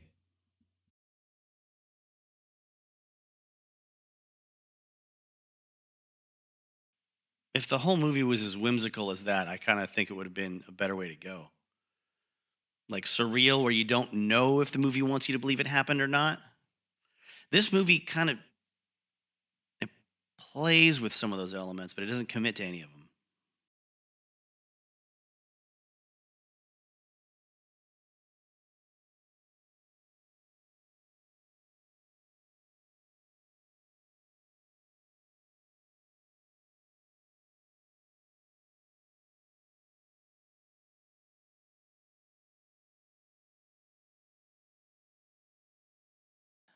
I know there's a certain amount of original soundtrack music on here by the Pogues. I'm going to assume any of the stuff that's really melancholy and effective, and especially if it has more instruments than just an electric guitar and drums and bass, it might be the Pogues. But this also, I assume the banjo song earlier was the Pogues. This might be Tears for Fears, though. I shall not commit to knowing one way or the other. No one's paying me for this. I'm having fun guessing.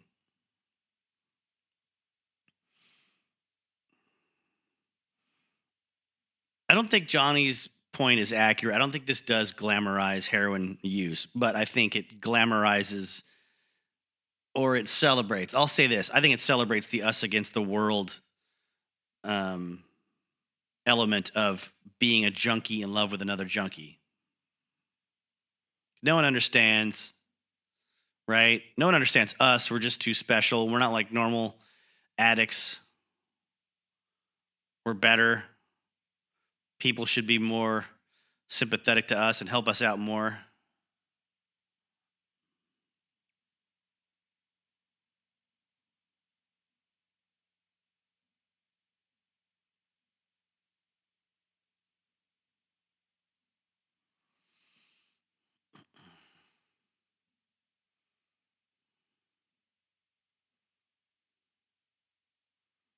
That's a great shot. Burning trash barrel in the morning.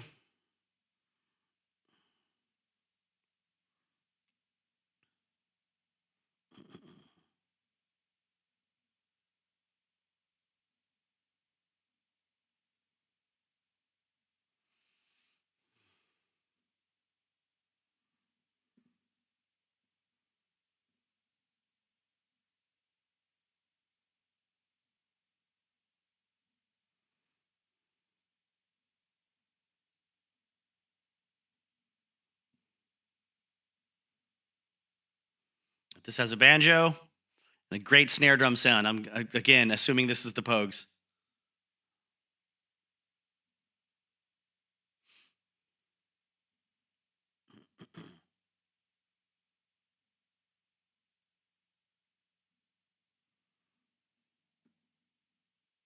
Wow. No one should say that to anyone in front of their significant other.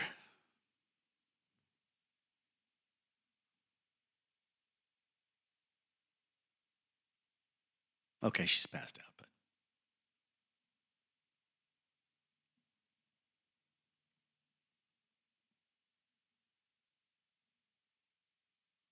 yeah, but you don't have a girlfriend, do you?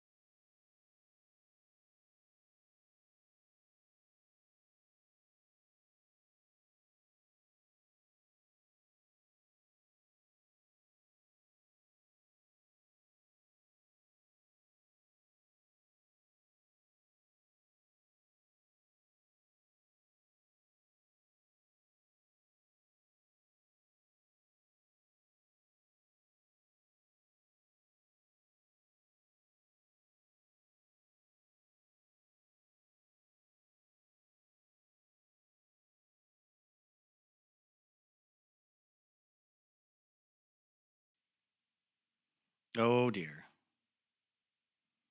Oh, here comes the guitar. Here comes the Roland Jazz Chorus guitar again. Synth strings to take the place of actual orchestral movie music. That was a thing that by the mid 80s everyone agreed was a fine trade.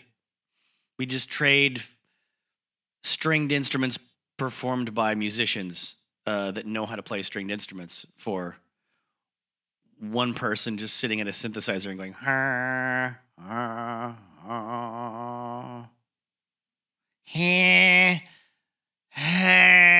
by pushing a button. That's the same. That builds tension.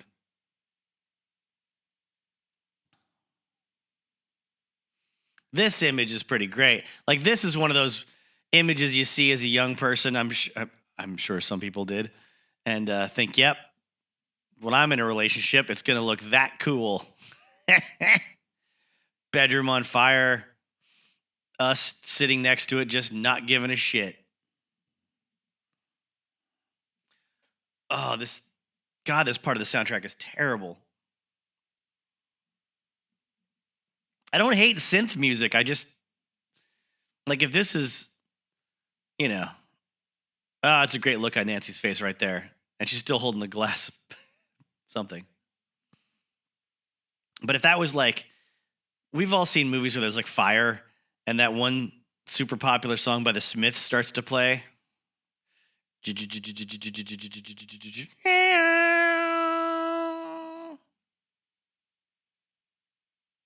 And it's amazing. Oh. He's got his P bass.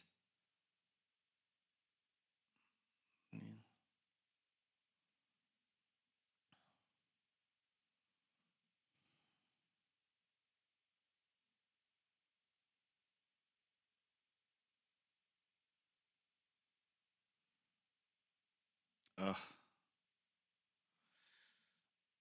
Oh, that P bass, that white P bass with the rosewood fretboard. It's like an abused dog.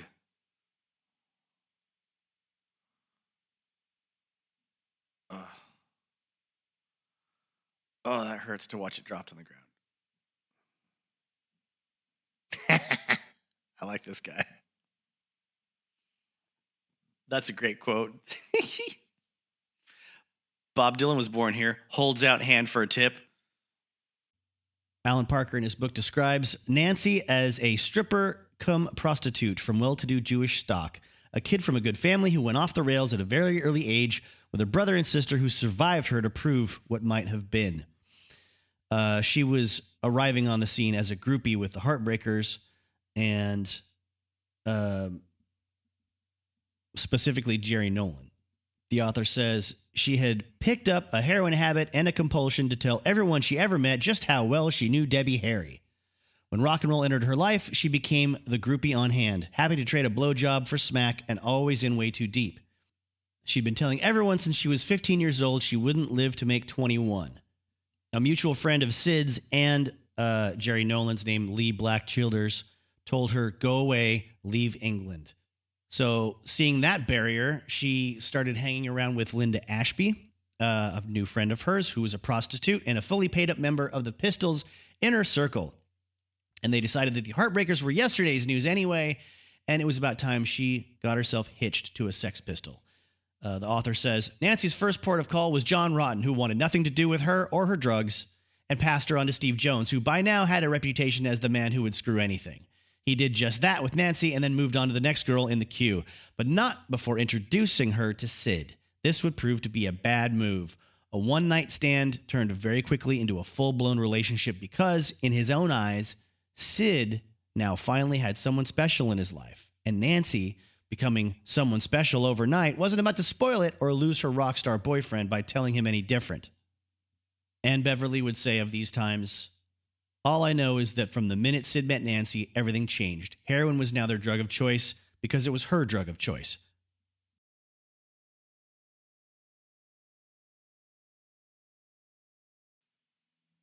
Oh, damn.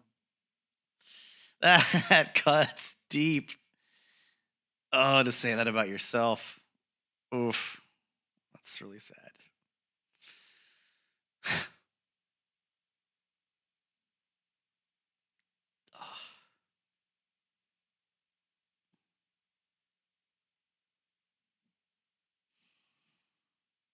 God, I want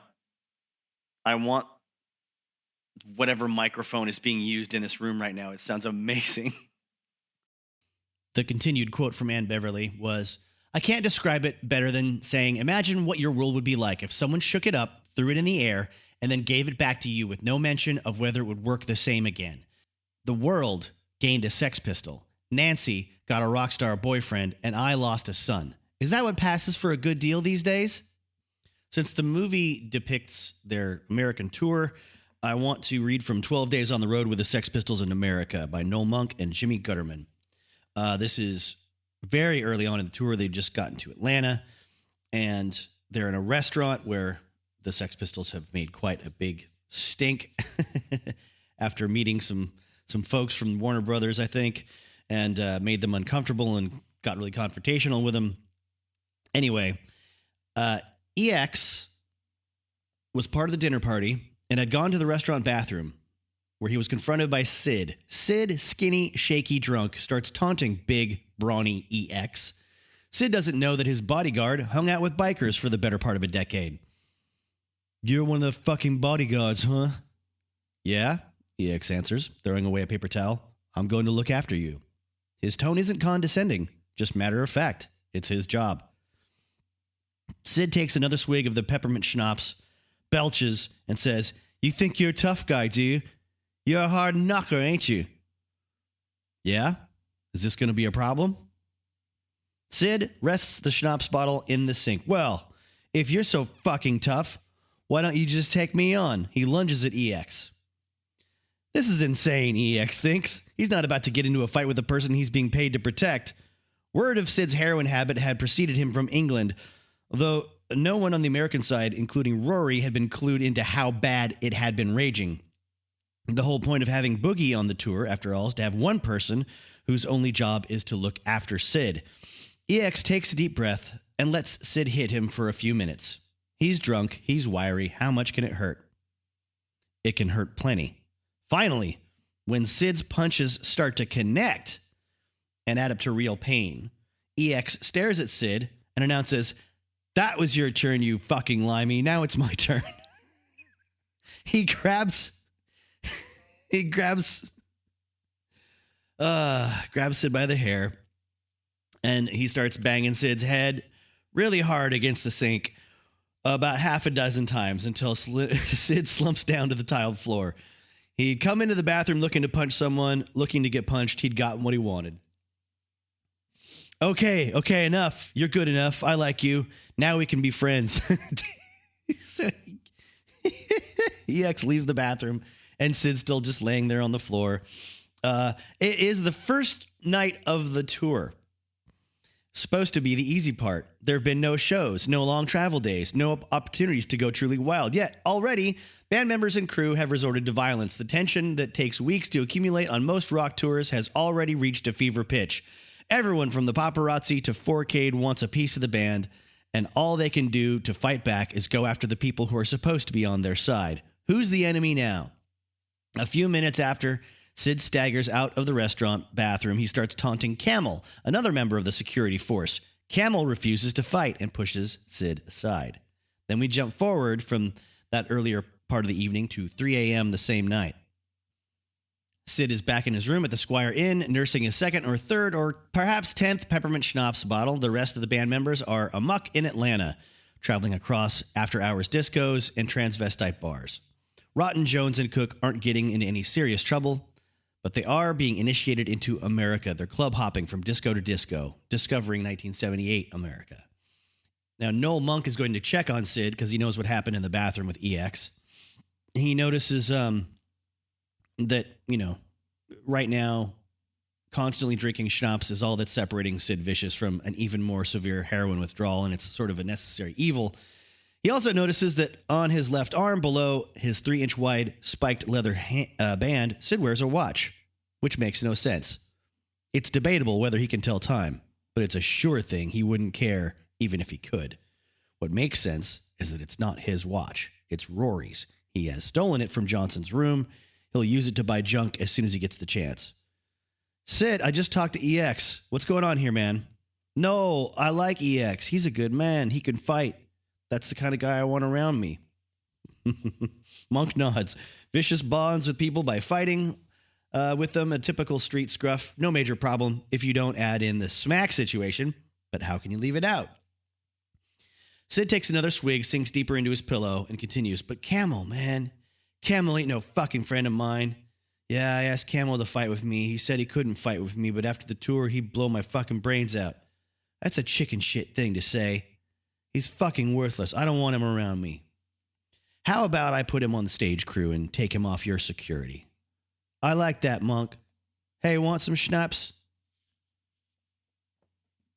Now, their first show in America is in Atlanta, and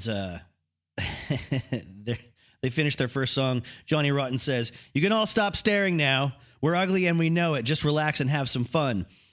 The front of the crowd responds to this by throwing pig's noses and pig's feet on stage. This is, after all, the South. Maybe 1/4 of the crowd are real punks.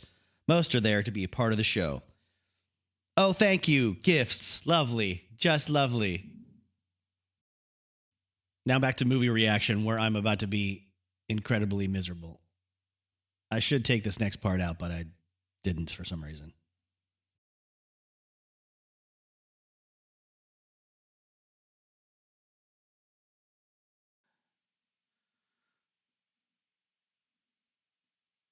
Oh, God. This is so hard to watch. Oh. Oh.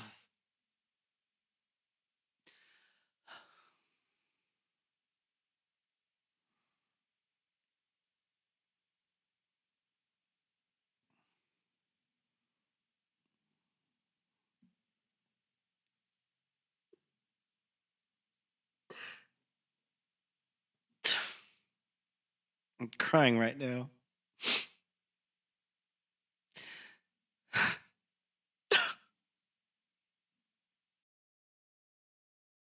Sid Vicious, whose real name is John Simon Ritchie, was arraigned today on charges of murder.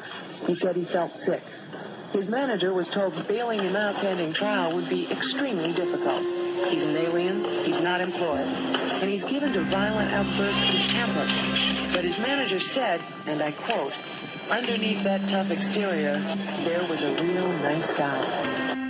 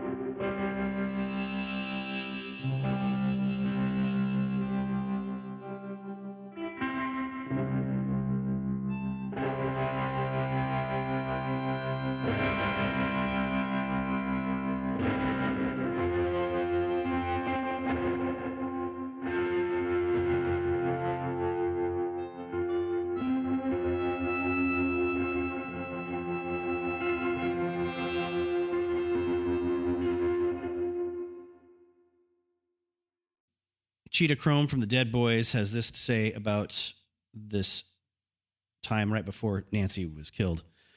Dee Dee Ramone had given Stiv Bators a 007 knife at one of our gigs. Stiv carried it all the time. And one time we were up at the Chelsea Hotel and the 007 was just lying there on a nightstand or something. Stiv just picked it up and mentioned that Dee Dee had given it to him. Sid Vicious was infatuated with Dee Dee Ramone. Dee Dee was Sid's hero. And as soon as Sid found out Dee Dee had given up the knife to Stiv, Sid wanted one too. So a couple days later, we all went up to Times Square so that Sid could buy one. It was really funny because Nancy had all this cash and they were so out of it. They had taken a bunch of Tuinals, so she was dropping $100 bills on the ground. We had all of Times Square following us, a crowd following us waiting for the next bundle to fall out. Nancy liked the knife. She was into it. I think she even bought one for herself. She wanted to have a knife because she was getting hassled by people, wanted to have some protection. You see, they didn't know how to cop dope. Sid got beat a lot. He got sold a lot of crap because he was a born victim. Sid was a mess. He'd draw attention. He'd draw heat. And that's not something you want to do when you're copping dope. It's a very serious thing. You want to get in and get out quick. But fucking Sid and Nancy were a pain in the ass. You know, everybody would be laughing at Sid. He'd be bumping into telephone poles. Nancy would be bitching at him. And then she never wanted to pay full price for the stuff. I mean, these were not people you fucking bicker and bargain with. And fucking Sid would be asking all these dumb questions. Can you give me a deal? You know, buying heroin is not negotiable. You don't bargain with dope dealers. It's a fixed price. Like William Burroughs said, it's the ultimate merchandise, and a customer will crawl through a sewer and beg to buy it. And fucking Nancy, if someone you knew was dealing dope, she'd sneak off and try to buy up all the dope before you got there. So I just as soon go cop by myself. Fucking Nancy. If Sid hadn't killed her, I woulda. Nancy was probably the most miserable person I've met in my entire life. Elliot Kidd says, we were out at some places and I heard there was a party going on over at Sid's place at the Chelsea Hotel. I was with a couple of girls and we arrived at Sid's room about 4 a.m. I know Nancy was still alive then because it was Nancy who let us in. She was running the show. Everybody was stoned. People were just floating around. Neon Leon was there with Kathy. There was at least a half a dozen people there, probably no more than a dozen. If I said 9, I could be exactly right. If I said 10, I might be exactly right. I don't know. It was crowded for a small room. Nancy was stoned. She was stoned and she was bragging, talking in that fucking Cockney accent, you know, being Mrs. Sid Vicious.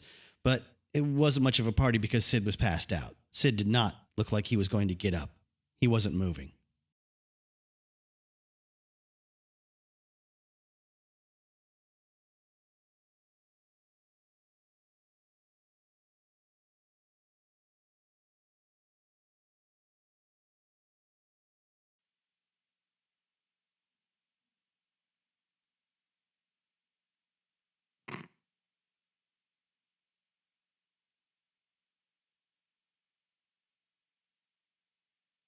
We're going to get a pizza. Literally anywhere.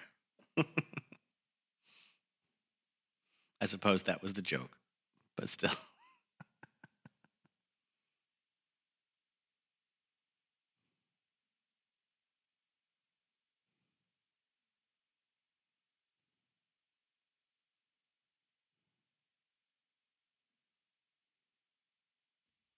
Eileen Polk says, after Sid smashed Todd Smith with the beer bottle, he had to go back to jail. Sid's mother snuck him heroin while he was in jail. She had this great trick. She would put heroin in her shoe, and she would wear boots that had a lot of metal clips on them. And when she went through the metal detector, it would go off, and she'd say, oh, it must be my shoes. Then while she was taking off her shoes, she'd put the dope in the cuff of her pants. Then she'd walk through the metal detector again. The alarm wouldn't go off, and they wouldn't search her for dope. Since they were expecting her to have a weapon or a piece of metal on her, they didn't check her pant legs because they'd already checked them. And then when she took her boots off, she'd switch it to a different spot, and they wouldn't check that spot again. Then Sid would come in the visiting room with his butt greased and stick it up his ass, and he'd have some dope.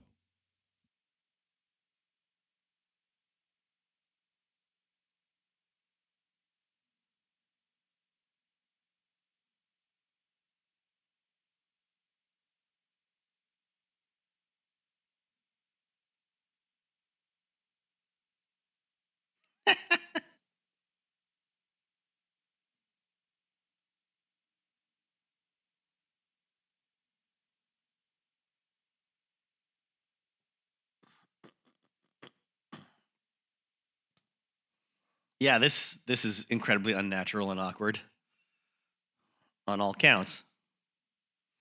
For the kids, for Sid. Again, I would love if this was presented through a different kind of lens, metaphorically.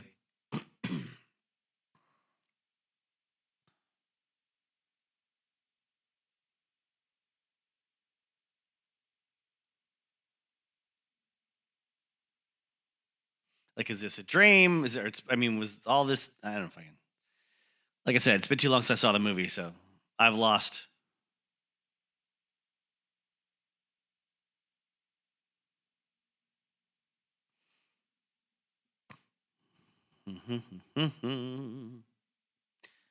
Oh, this terrible non-strings and non-horns. I hate when synths are used for this. Sid Vicious died of a heroin overdose on February 2nd, 1979. Okay, so that was the... Oh, gate that snare. Wow, what a shitty way to end with this energetic, pump you up song.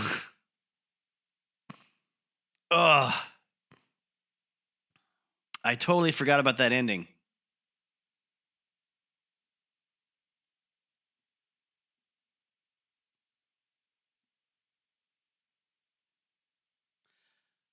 This fucking song's annoying.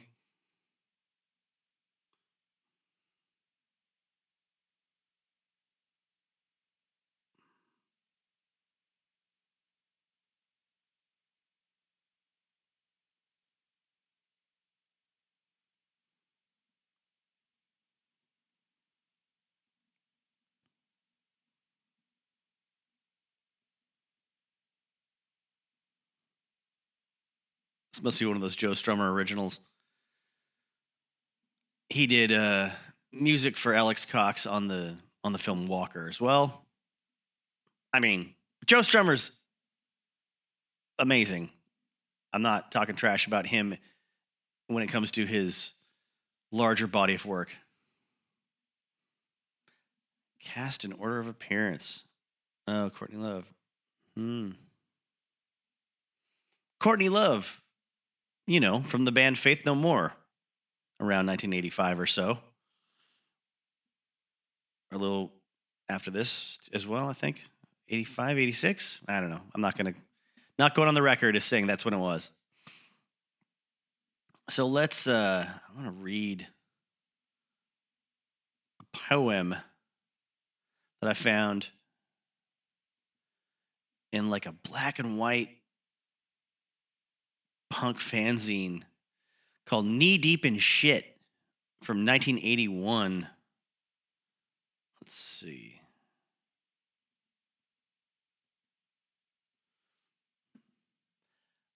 I don't necessarily know who wrote it because the author of the poem is not listed on the page where the poem is printed. So let's see. Perhaps if I scroll back to the table of contents.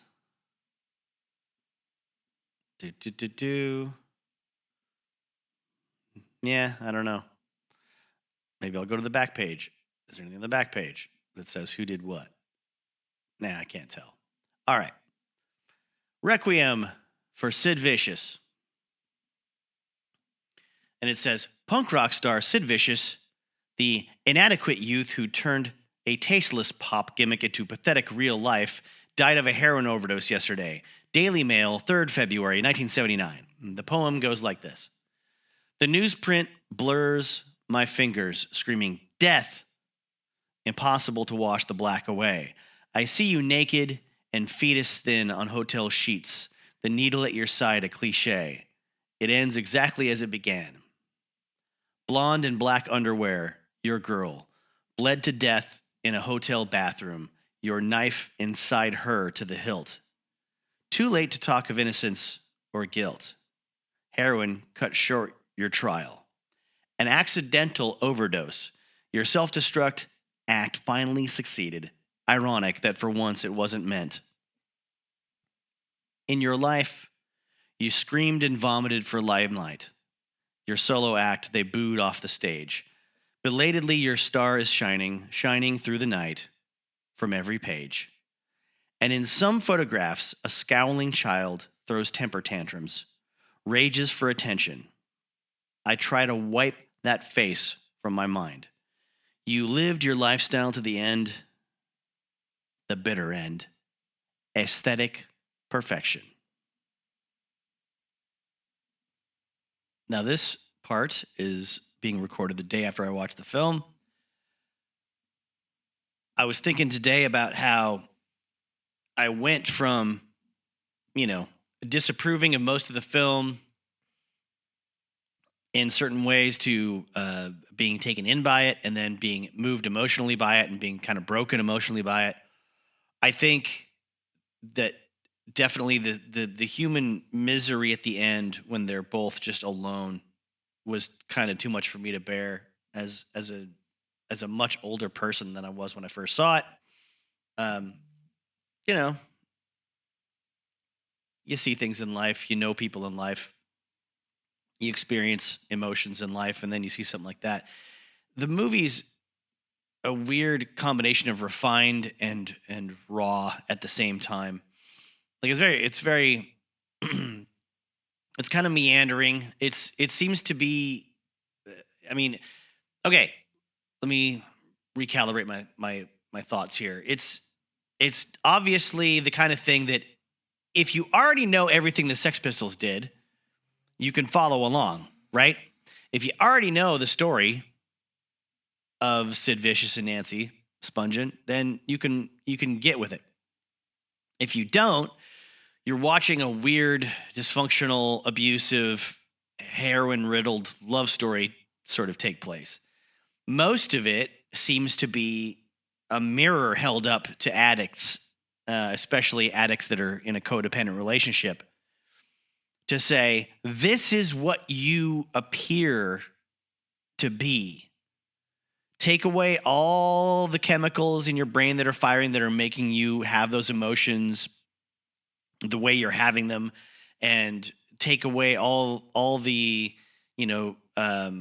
sympathy from someone who knows you, and look at it from an outsider's lens. This is what you look like. This is what you sound like. These are your patterns. This is how you act. And that's why I disagree with John Lydon's comments about it glorifying heroin. I think it glorifies certain things about the two of them and their relationship and their codependence. Yeah, maybe. But most of it was misery. Most of it for me was just people lashing out uncontrollably and being desperate and being depressed and angry. And then there's like 2 or 3 moments of levity with Sid being very silly to make Nancy laugh. And that still, knowing what I know about, like, having read what I've read about, Nancy being the one to sort of get him hooked on smack, because the folks in the New York Dolls and Johnny Thunders and all of them were done with her because she was causing problems and they couldn't, deal with it anymore. She had to find a new victim. She had to find a new person to, like, help her get money and help her, I don't know, just sort of continue her lifestyle. Which is not to say I don't think she didn't believe in Sid. I don't have any reason to believe she didn't love him. I don't have any reason to believe she didn't believe everything she said about how great he was. I don't. Just like I can't disprove a lot of crimes out there because I wasn't around to see them committed.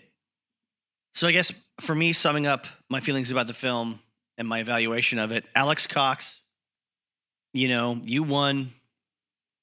You made me sad. You made me upset. You confused me to a certain degree, but it felt effective. It didn't feel coherent or cohesive, but you can always fall back on that wasn't my intention because these are 2 chaotic people that I'm following around. I guess I do also appreciate the dedication to, like, oh no, this isn't the Sex Pistols story.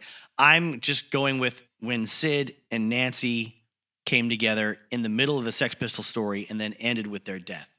I think that's an interesting way to do things. I don't think a lot of filmmakers today would be able to do that, would be allowed to do that, or have this kind of subject to pull from at the financial level that Alex Cox was empowered to do at that time. Now let's get into some documentation. Let's get into some demystification of the actual events at the end of the film, where we just saw Nancy had died. Sid goes to jail. He gets out of jail. He gets pizza. And then Nancy picks him up in a car in a pretty white dress.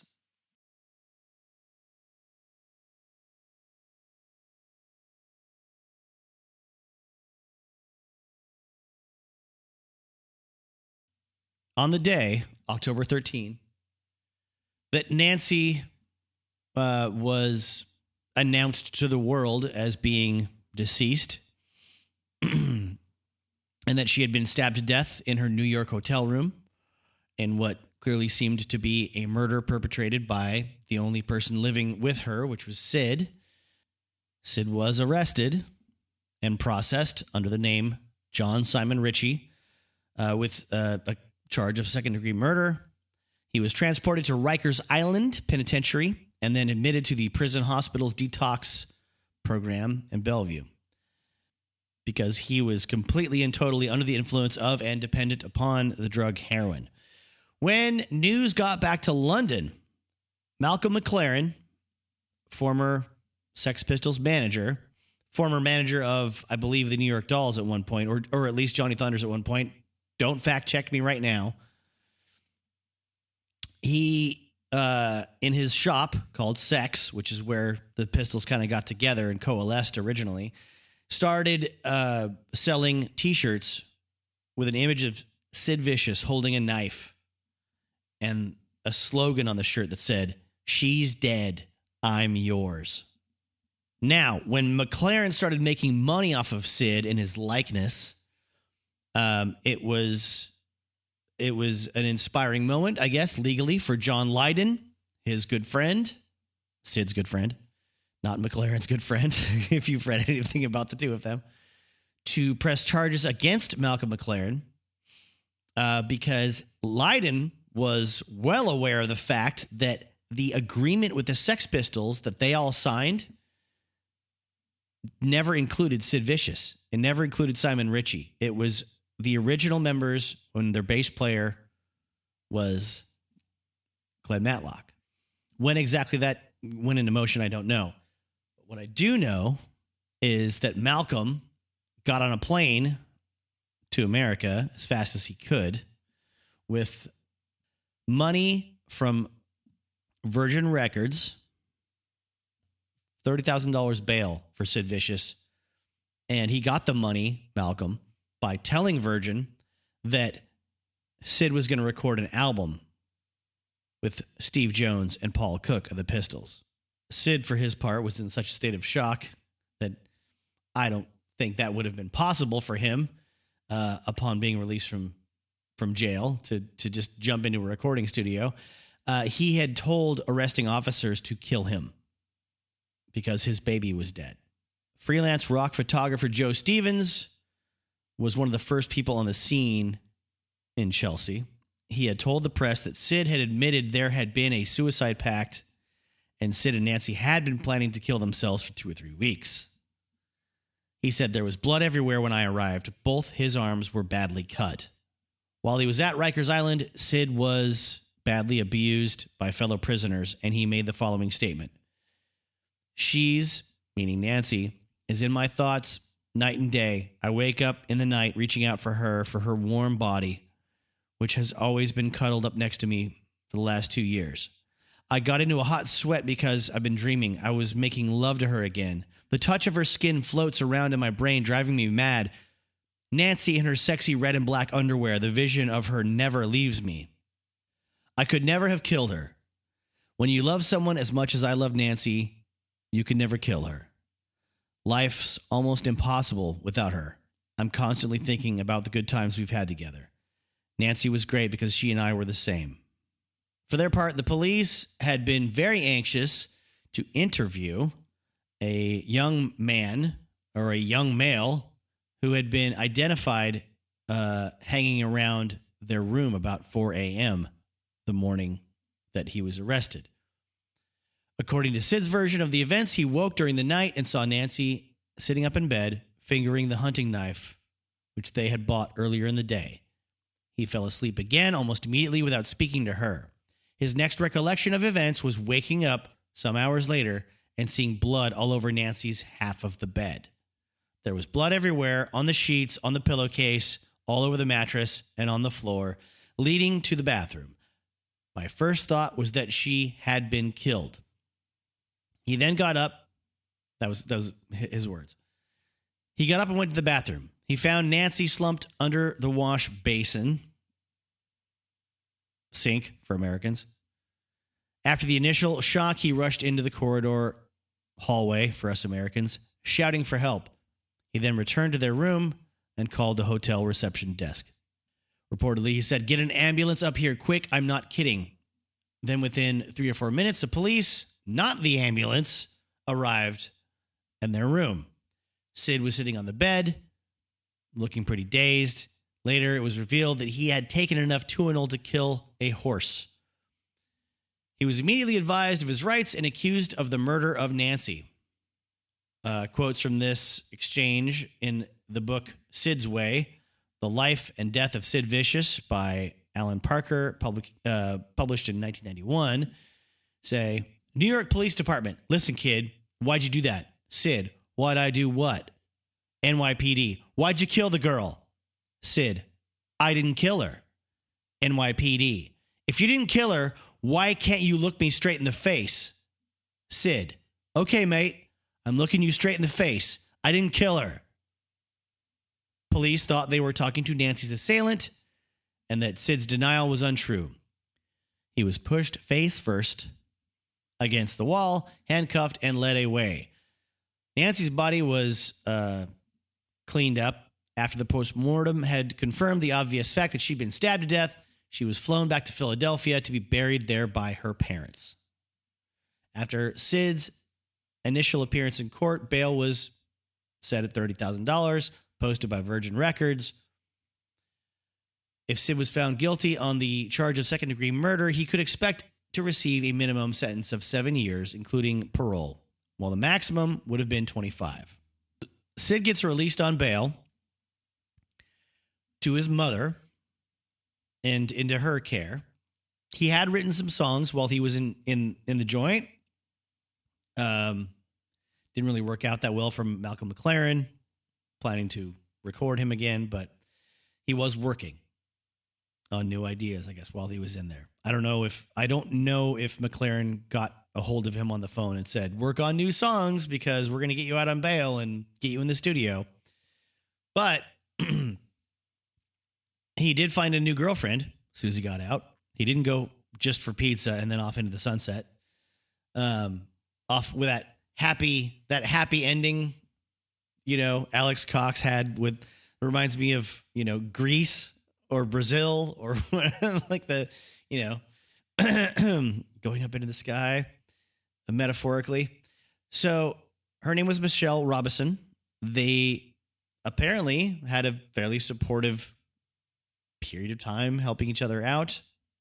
Michelle said he had this magic drawing power, and they were at a place called Hurrah, a New York disco, in early December, when a fight broke out, which resulted in Todd Smith, brother of Patti Smith, singer, being hospitalized after being cut in the face with broken glass.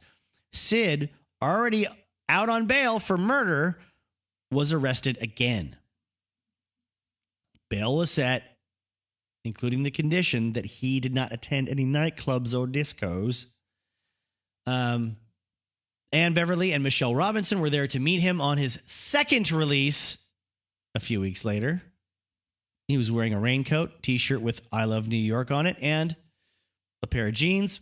They had a party planned to celebrate his release, but later that evening, Sid retired early to bed and took a large dose of very potent heroin.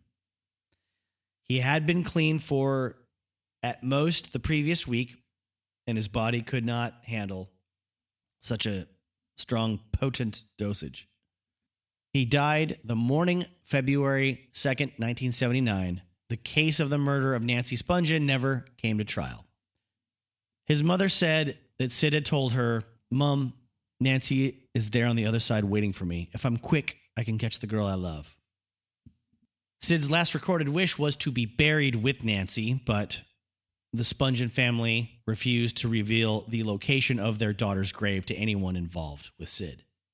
So his mother, Anne Beverly, had her son's body cremated and then found out the burial place of Nancy just through other means.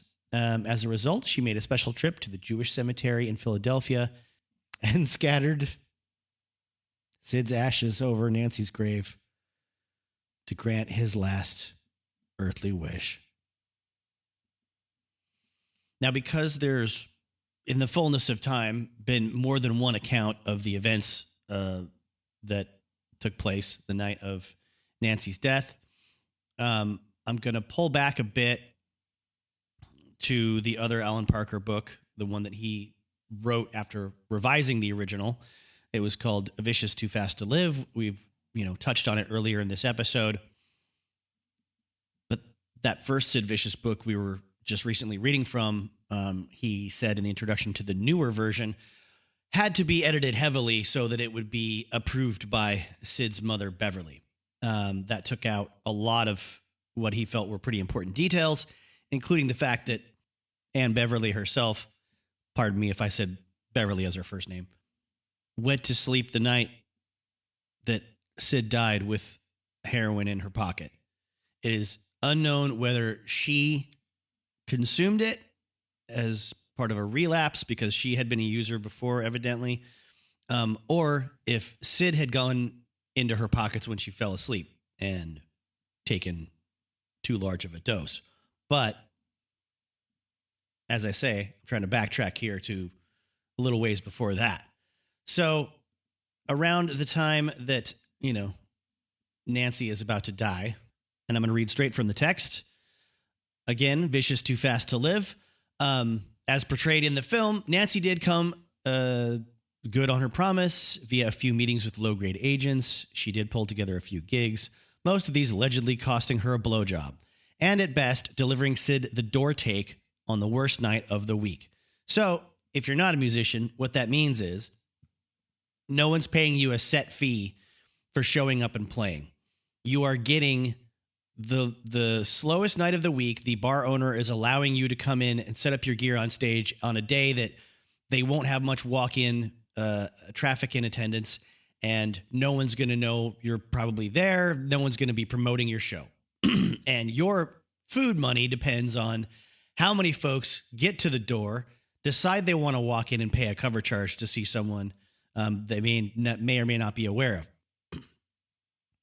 So, those are all my words, by the way, not the words from the text. But from the text, almost all of these were played with a pickup band, including Jerry Nolan and Arthur Kane, ex-New York Dolls, Steve Dior on guitar, and on one occasion when he was in New York mixing the next Clash album, Mick Jones, who played at one of those Max's Kansas City gigs, September 7, 1978. The people who had come along to these shows, at first packed out and then later barely half full, had come to witness a real-life Sex Pistol and see if it tied in with what they had read in Rolling Stone about how outrageous they were during their January 1978 tour. And this is only like 9 months later. Unfortunately, the 8 months between then and now had been like a lifetime in the world of Sid Vicious. So what they got on the main stage was a young man, old before his time, going through the motions of a bunch of punk standards. Some nights his voice was great, and thus, so was the show. But on other nights, his voice stank, and he forgot the words to, among others, Belson Was a Gas, which he himself had written. So after a little while of this, Nancy starts pissing off regulars at some of the clubs that Sid's playing. Didn't really matter because the author says the New York music industry had already made up their mind about Sid Vicious. He was cut from the same cloth as the Heartbreakers, and they had already written them off years earlier. So they filed Sid on the same page as them. Coupled with this, Warner Brothers, which had been the U.S. record company handling the Sex Pistols, where Virgin Records was doing it in the UK, they passed on any future projects between them and Sid and any band he might be playing with or putting together. So, sort of demoralized, the couple heads east to Philadelphia to stay with Nancy's parents. And their chemical intake at this time is not mainly even just heroin. They're constantly sick.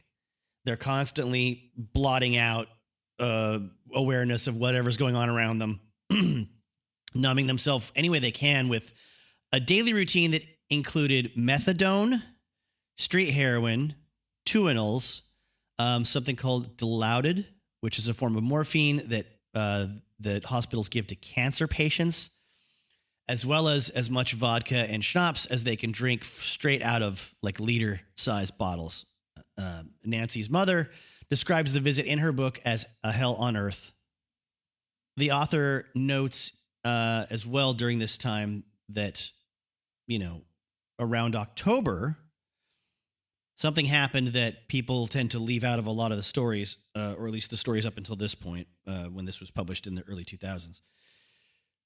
October 78, Sid was telexed money by Malcolm Mclaren for outstanding royalties, and along with the gig money he had been earning around New York, the couple had amassed a total of almost 25,000 UK pounds. Obviously, they were not bankers. They were not responsible with the money. They kept the money in the bottom drawer of room 100 at the Chelsea Hotel while they were staying there up until Nancy's death. Stiv Bators, who had been, the singer in the Dead Boys, told the author later that this story made lots of sense because in those last few days, the days before Nancy's death, they were anything but broke. There's also accounts in a documentary that I'll put a link to in the description of people who partied with them the night she died, saying that she was just hugging this bundle of cash in front of everybody at the party that night. So to get to the closest real world parallel to the drug dealer that shows up in the middle of the night in the film, this is October 11th. Sid and Nancy had been spotted in the lobby area of the hotel with an unidentified New York punkette. This is Alan Parker again. At around midnight, the girl left, and the pair returned to room 100. Just after 1:30 a.m., Nancy made contact by phone with a drug dealer, Rockets Redglare, a former police informer and heavy methadone addict, who had been spotted earlier that day by Neon Leon in the bar at the Chelsea, bumming dollar bills from musicians. Nancy requested that he bring over 40 dilaudid capsules, which she knew cost $40 each. Rockets had nowhere near this amount in his possession, but did turn up not long after with a small amount of the drug. He still stayed he stayed until somewhere between 4 a.m. and 5 a.m. before agreeing to bring back more drugs for the couple. As he was leaving the hotel, Rockets claims he saw another dealer, Steve Cinciotti, Cincotti, arriving. Cinciotti, who was known to be unstable, would later sell the most bizarre story of all in the aftermath to the infamous New York Post. It claimed he sold the couple Tuinal, but a medical report from the next day would clearly show there was none of this drug present in either Sid or Nancy. Neon Leon would also sell his own version of events to various magazines and would claim Sid gave him all his possessions earlier that day, and would dismiss himself as a nothing and a nobody. But whether Sid even saw Neon Leon that day can't actually be corroborated by anybody who visited the Chelsea. If Leon is right, then he was the last person to speak with Sid or Nancy, and that was by phone. If Rockets is right, he saw Cinciotti arriving the hotel, but the bellhop on duty that night told police no one went to see the couple after Rockets left. We do know that Rockets arrived at the hotel sometime around 2 a.m. We also know he left between 4 and 5 a.m. A later police report will show Sid took a large amount of drugs and was unconscious between 3 a.m. and 9 a.m. If Rockets did lie about Cinciotti, as the bellhop's testimony indicates, then Rockets was the last person to see the couple while Nancy was still alive. Police believe Nancy died from one single stab to the abdomen sometime between 5 a.m. and 9 a.m., which means she would have had to have been stabbed during the period Sid himself was out cold. It is also true that whoever killed Nancy also robbed the couple of all but pocket change, another fact pointing to the innocence of Sid. But then the narrative goes on. We don't need too many facts pointing to the innocence of Sid because it's long been an open secret in the New York underground that Rockets Redglare, who died in 1999, told a number of people that he killed Nancy in order to help himself to the money in the bottom drawer. Sid awoke about 9:30 a.m. on October 12 to find a trail of blood from the bed to the bathroom.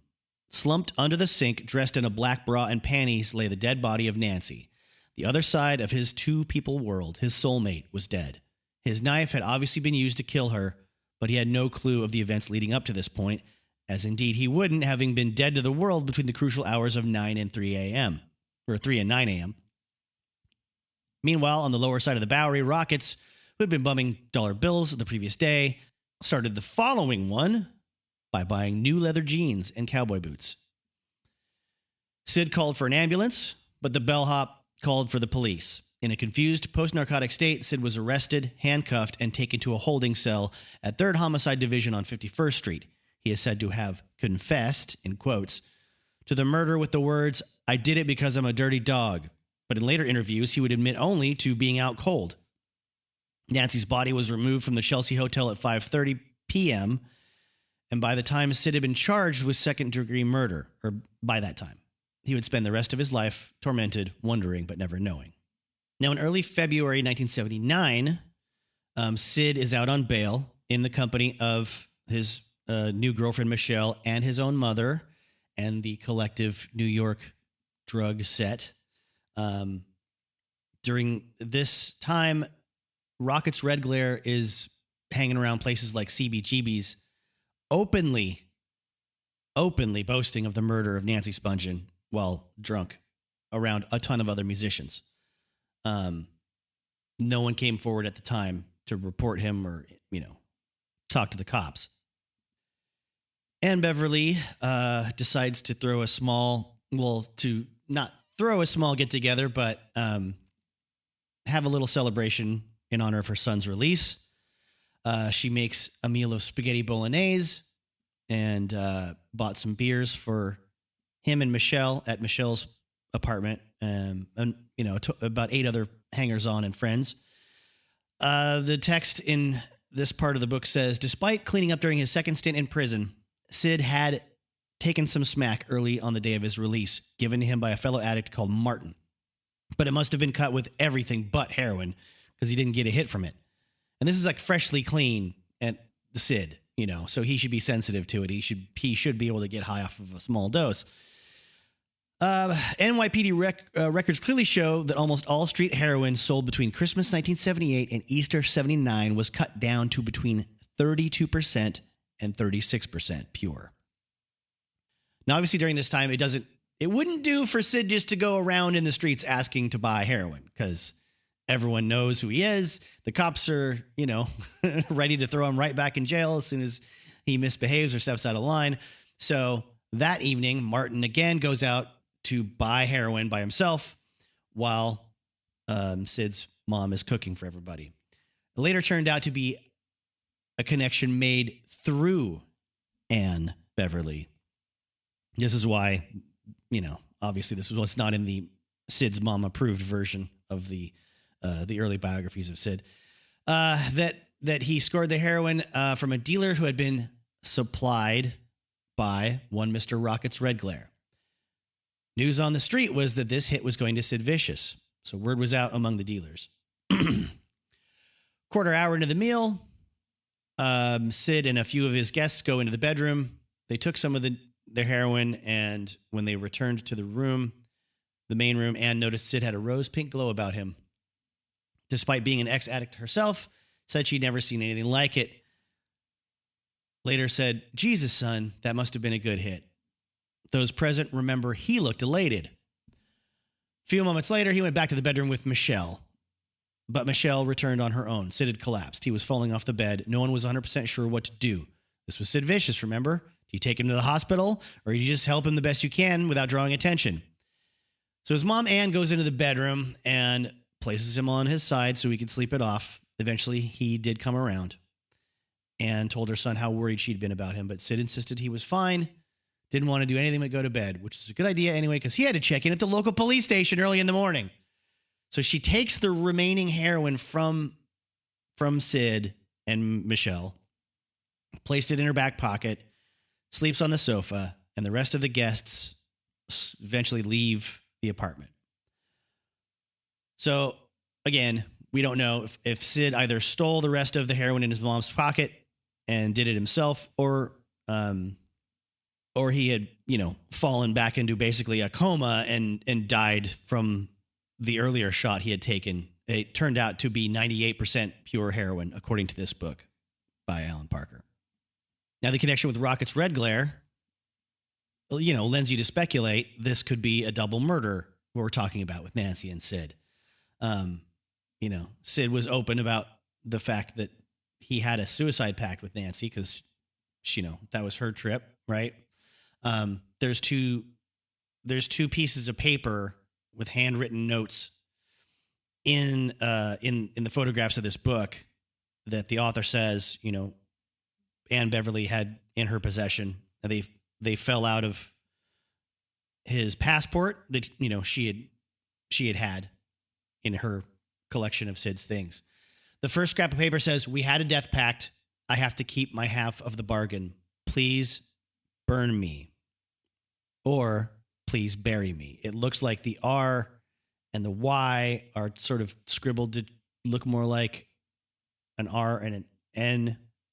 It's tough to see. No, I take it back. It says, "Please bury me next to my baby." That's what it says. Okay. "Bury me in my leather jacket, jeans, and motorcycle boots. Goodbye." That, of course, leads plenty of people to conclude reasonably that it was, an intentional overdose or suicide. But it would be so convenient for Rocket's Red Glare to be the guy that sort of delivered on this promise that they both have to die together by murdering Nancy, taking the money. And who knows if Nancy even, for all we know, Nancy told him that she wanted to die. She was so miserable. And then, he then gets rid of the only person in the frame for her murder, which leaves him to go about his business innocent and free, because Sid is denied the chance to be proven innocent in this case, which would have turned police attention to the other people involved in that crew and the other people involved with the couple the night that Nancy died. And when the accused in a murder case dies before trial, that's pretty much the end of the investigation. Very convenient for certain people.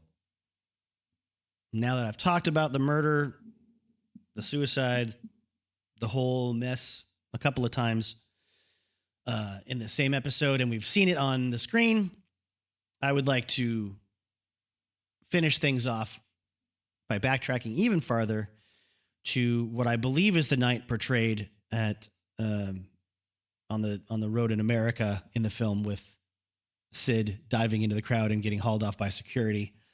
I think it's a good little segment in the 12 Days on the Road with the Sex Pistols on America book.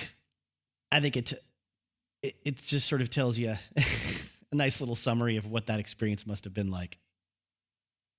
And even though the movie's not about the band, I want to bring it back around to the band.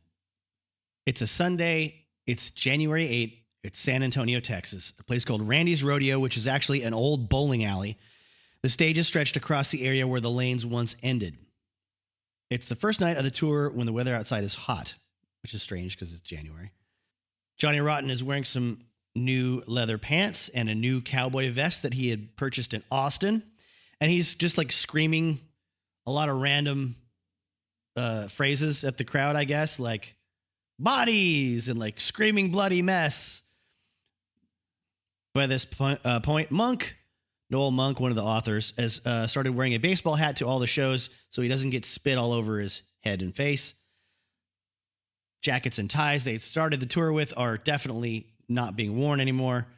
The place looks and feels incredibly oversold, meaning they've packed it well beyond what the fire department would probably allow for safety reasons.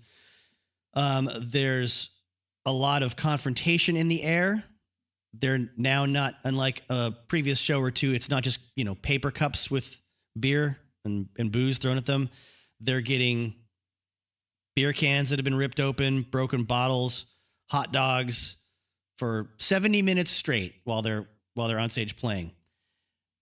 The author says, many in the audience mean to do harm. It's no accident that the following morning's paper refers to the show as a shootout. Insults being thrown at the stage draw out Rotten's between song banter. He calls him a lot of names. We don't like your fucking free gifts, he says. He walks next to Sid Vicious. It's just like Iggy said, he says, leaning into the center microphone. You're the fuckers who paid $10 to see us, so fuck you. Shut up, Sydney, Rotten says, and pulls back the microphone stand. You're holding up the set. Go ahead, throw all the cans you want. It amuses us to watch fools throw their money away. Throw all your fucking money. In the back of the hall, the author says a group of Mexican kids and cowboy kids are fighting. The confrontations tonight aren't limited to the group. The British photographers also turn nasty tonight because of Rotten's instructions to keep the Homeland press away. The security crew won't let any photographers near the band, near the stage, unless they're Americans. Tempers flare. Photographers are routinely ejected. One guy weaving his way to the front of the crowd clearly means no good. Let me at him, he screams as he pushes pogoing punks aside and stands before the low stage. He shoves those who try to regain their places. He stands up the front of against the stage, taunting the band. You want to fucking fight? You want to get nuts? He yells at Rotten. I'll show you a fight. So Johnny ignores him. The heckler then gets frustrated, moves to the left, gets in front of Sid.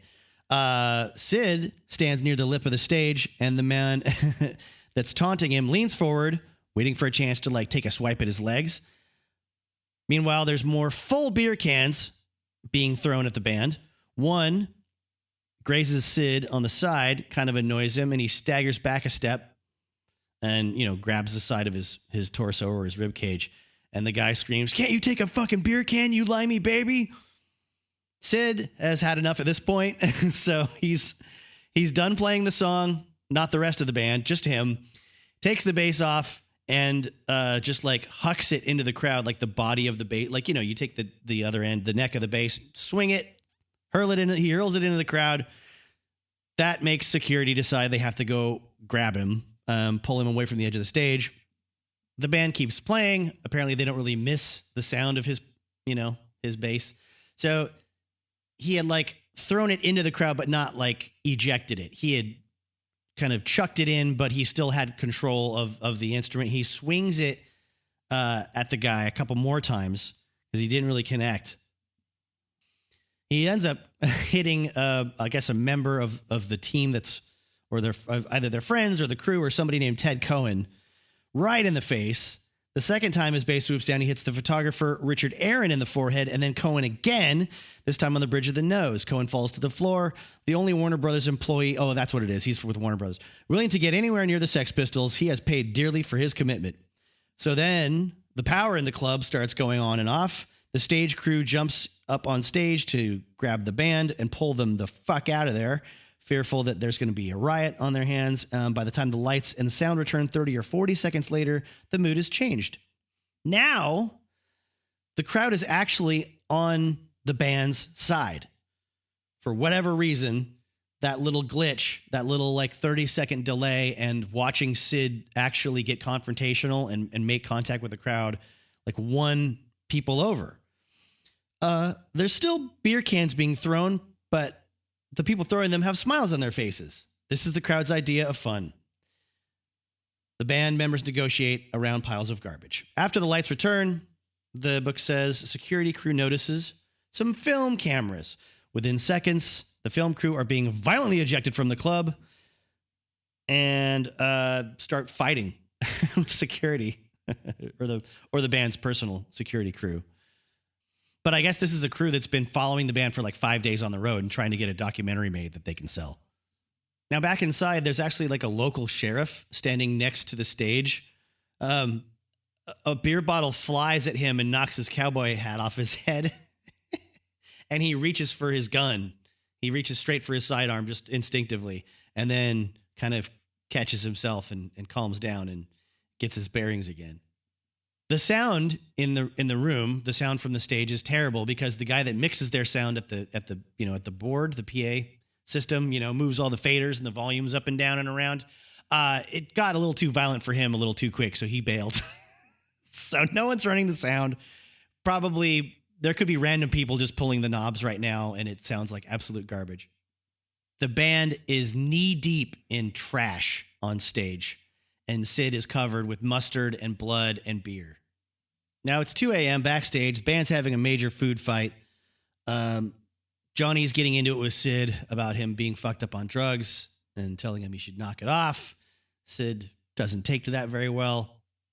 Johnny's increasingly more uncomfortable with the whole situation because there's no creativity going on, which is what he was sort of in it for to begin with. He sees, Cook and Jonesy as being sidemen, practically. They're just there to play their parts. Malcolm Mclaren, of course, wants them to keep playing the same songs every night. Johnny wants to write new stuff. The only person he feels like he has any potential with creatively is Sid, and Sid's destroying himself and is totally useless. He gets frustrated with his company around him and steps outside to talk to the press, who are still waiting to, sink their teeth into the band. The audience was a bunch of fucking statues tonight, he says. One reporter says, you should bring some people from England to show them how to dance. What? He asks. That's a fucking stupid thing to say. That's a fucking stupid idea. Bollocks. Then a reporter asks about rumors they were going to play Madison Square Garden for $1 per person. Bullshit, he says. Total bullshit. We were thinking about it, but we decided not to play because it's such a shithole. We'll never play big shitholes like that. But what if a lot of people want to see you, they ask. Yeah, see us. That's all they could do. That's not what it's about. Is it true that you believe the CIA is following you? Yes, of course they are. What makes you think so? It's not hard to spot them. They're just fat pigs who try to look cool and fit in. Now, if you'll excuse me, I want to be left alone. And he goes back inside. Now, 1 hour later, 3 a.m., back at the hotel. Poor Ted Cohen, Mr. Warner Brothers artist development man. He's resting in his room, recovering from the wounds sustained by Sid hitting him in the face with his Fender Precision bass twice. Band members are back at the hotel to pick up their belongings because they're going to get on the bus and drive to Baton Rouge to play it safe. They're not even going to spend one night in San Antonio. They knock on Cohen's door and say, we just want to say goodnight to you, mate.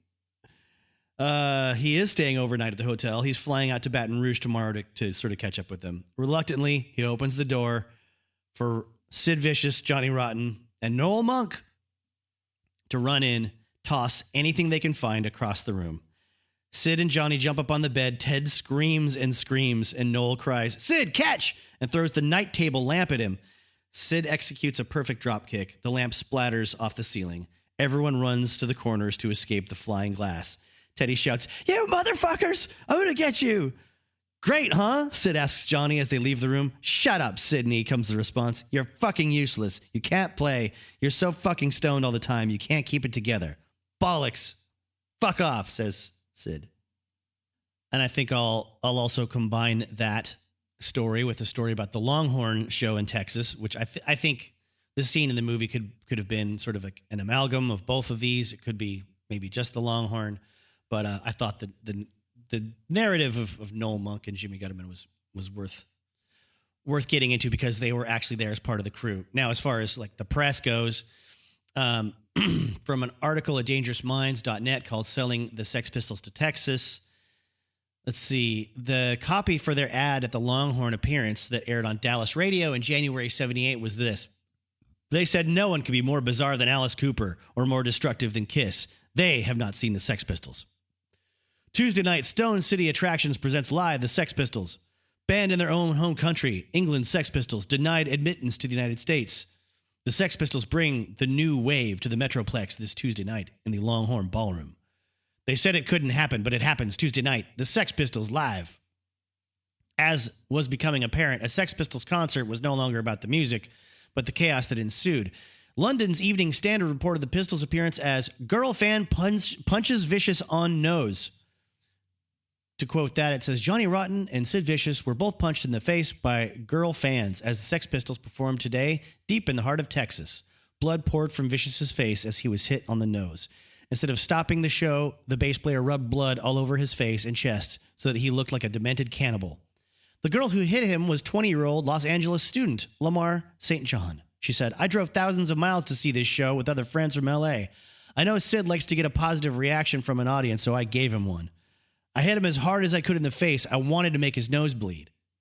After the attack, Vicious spat blood in the faces of Lamar and her friends, but they merely spat back.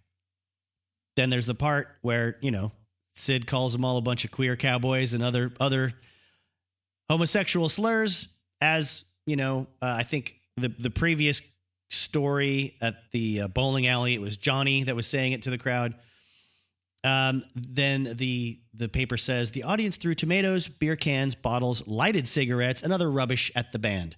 Vicious had to be dragged away as he reportedly tried to attack people in the audience. Outside, a SWAT team were prepped and ready to quash any riotous behavior. After they finished playing their main set, the crowd refused to leave. They kept chanting for more. They wanted an encore, so they came back to the stage to play No Fun by the Stooges. Steve Jones confronted a heckler by throwing a couple of punches and jabbing him with the headstock of his guitar. The next morning, Dallas newspapers said that most of the people last night came to see the people who came to see the Sex Pistols, which would have been Tuesday, January 10th, 1978.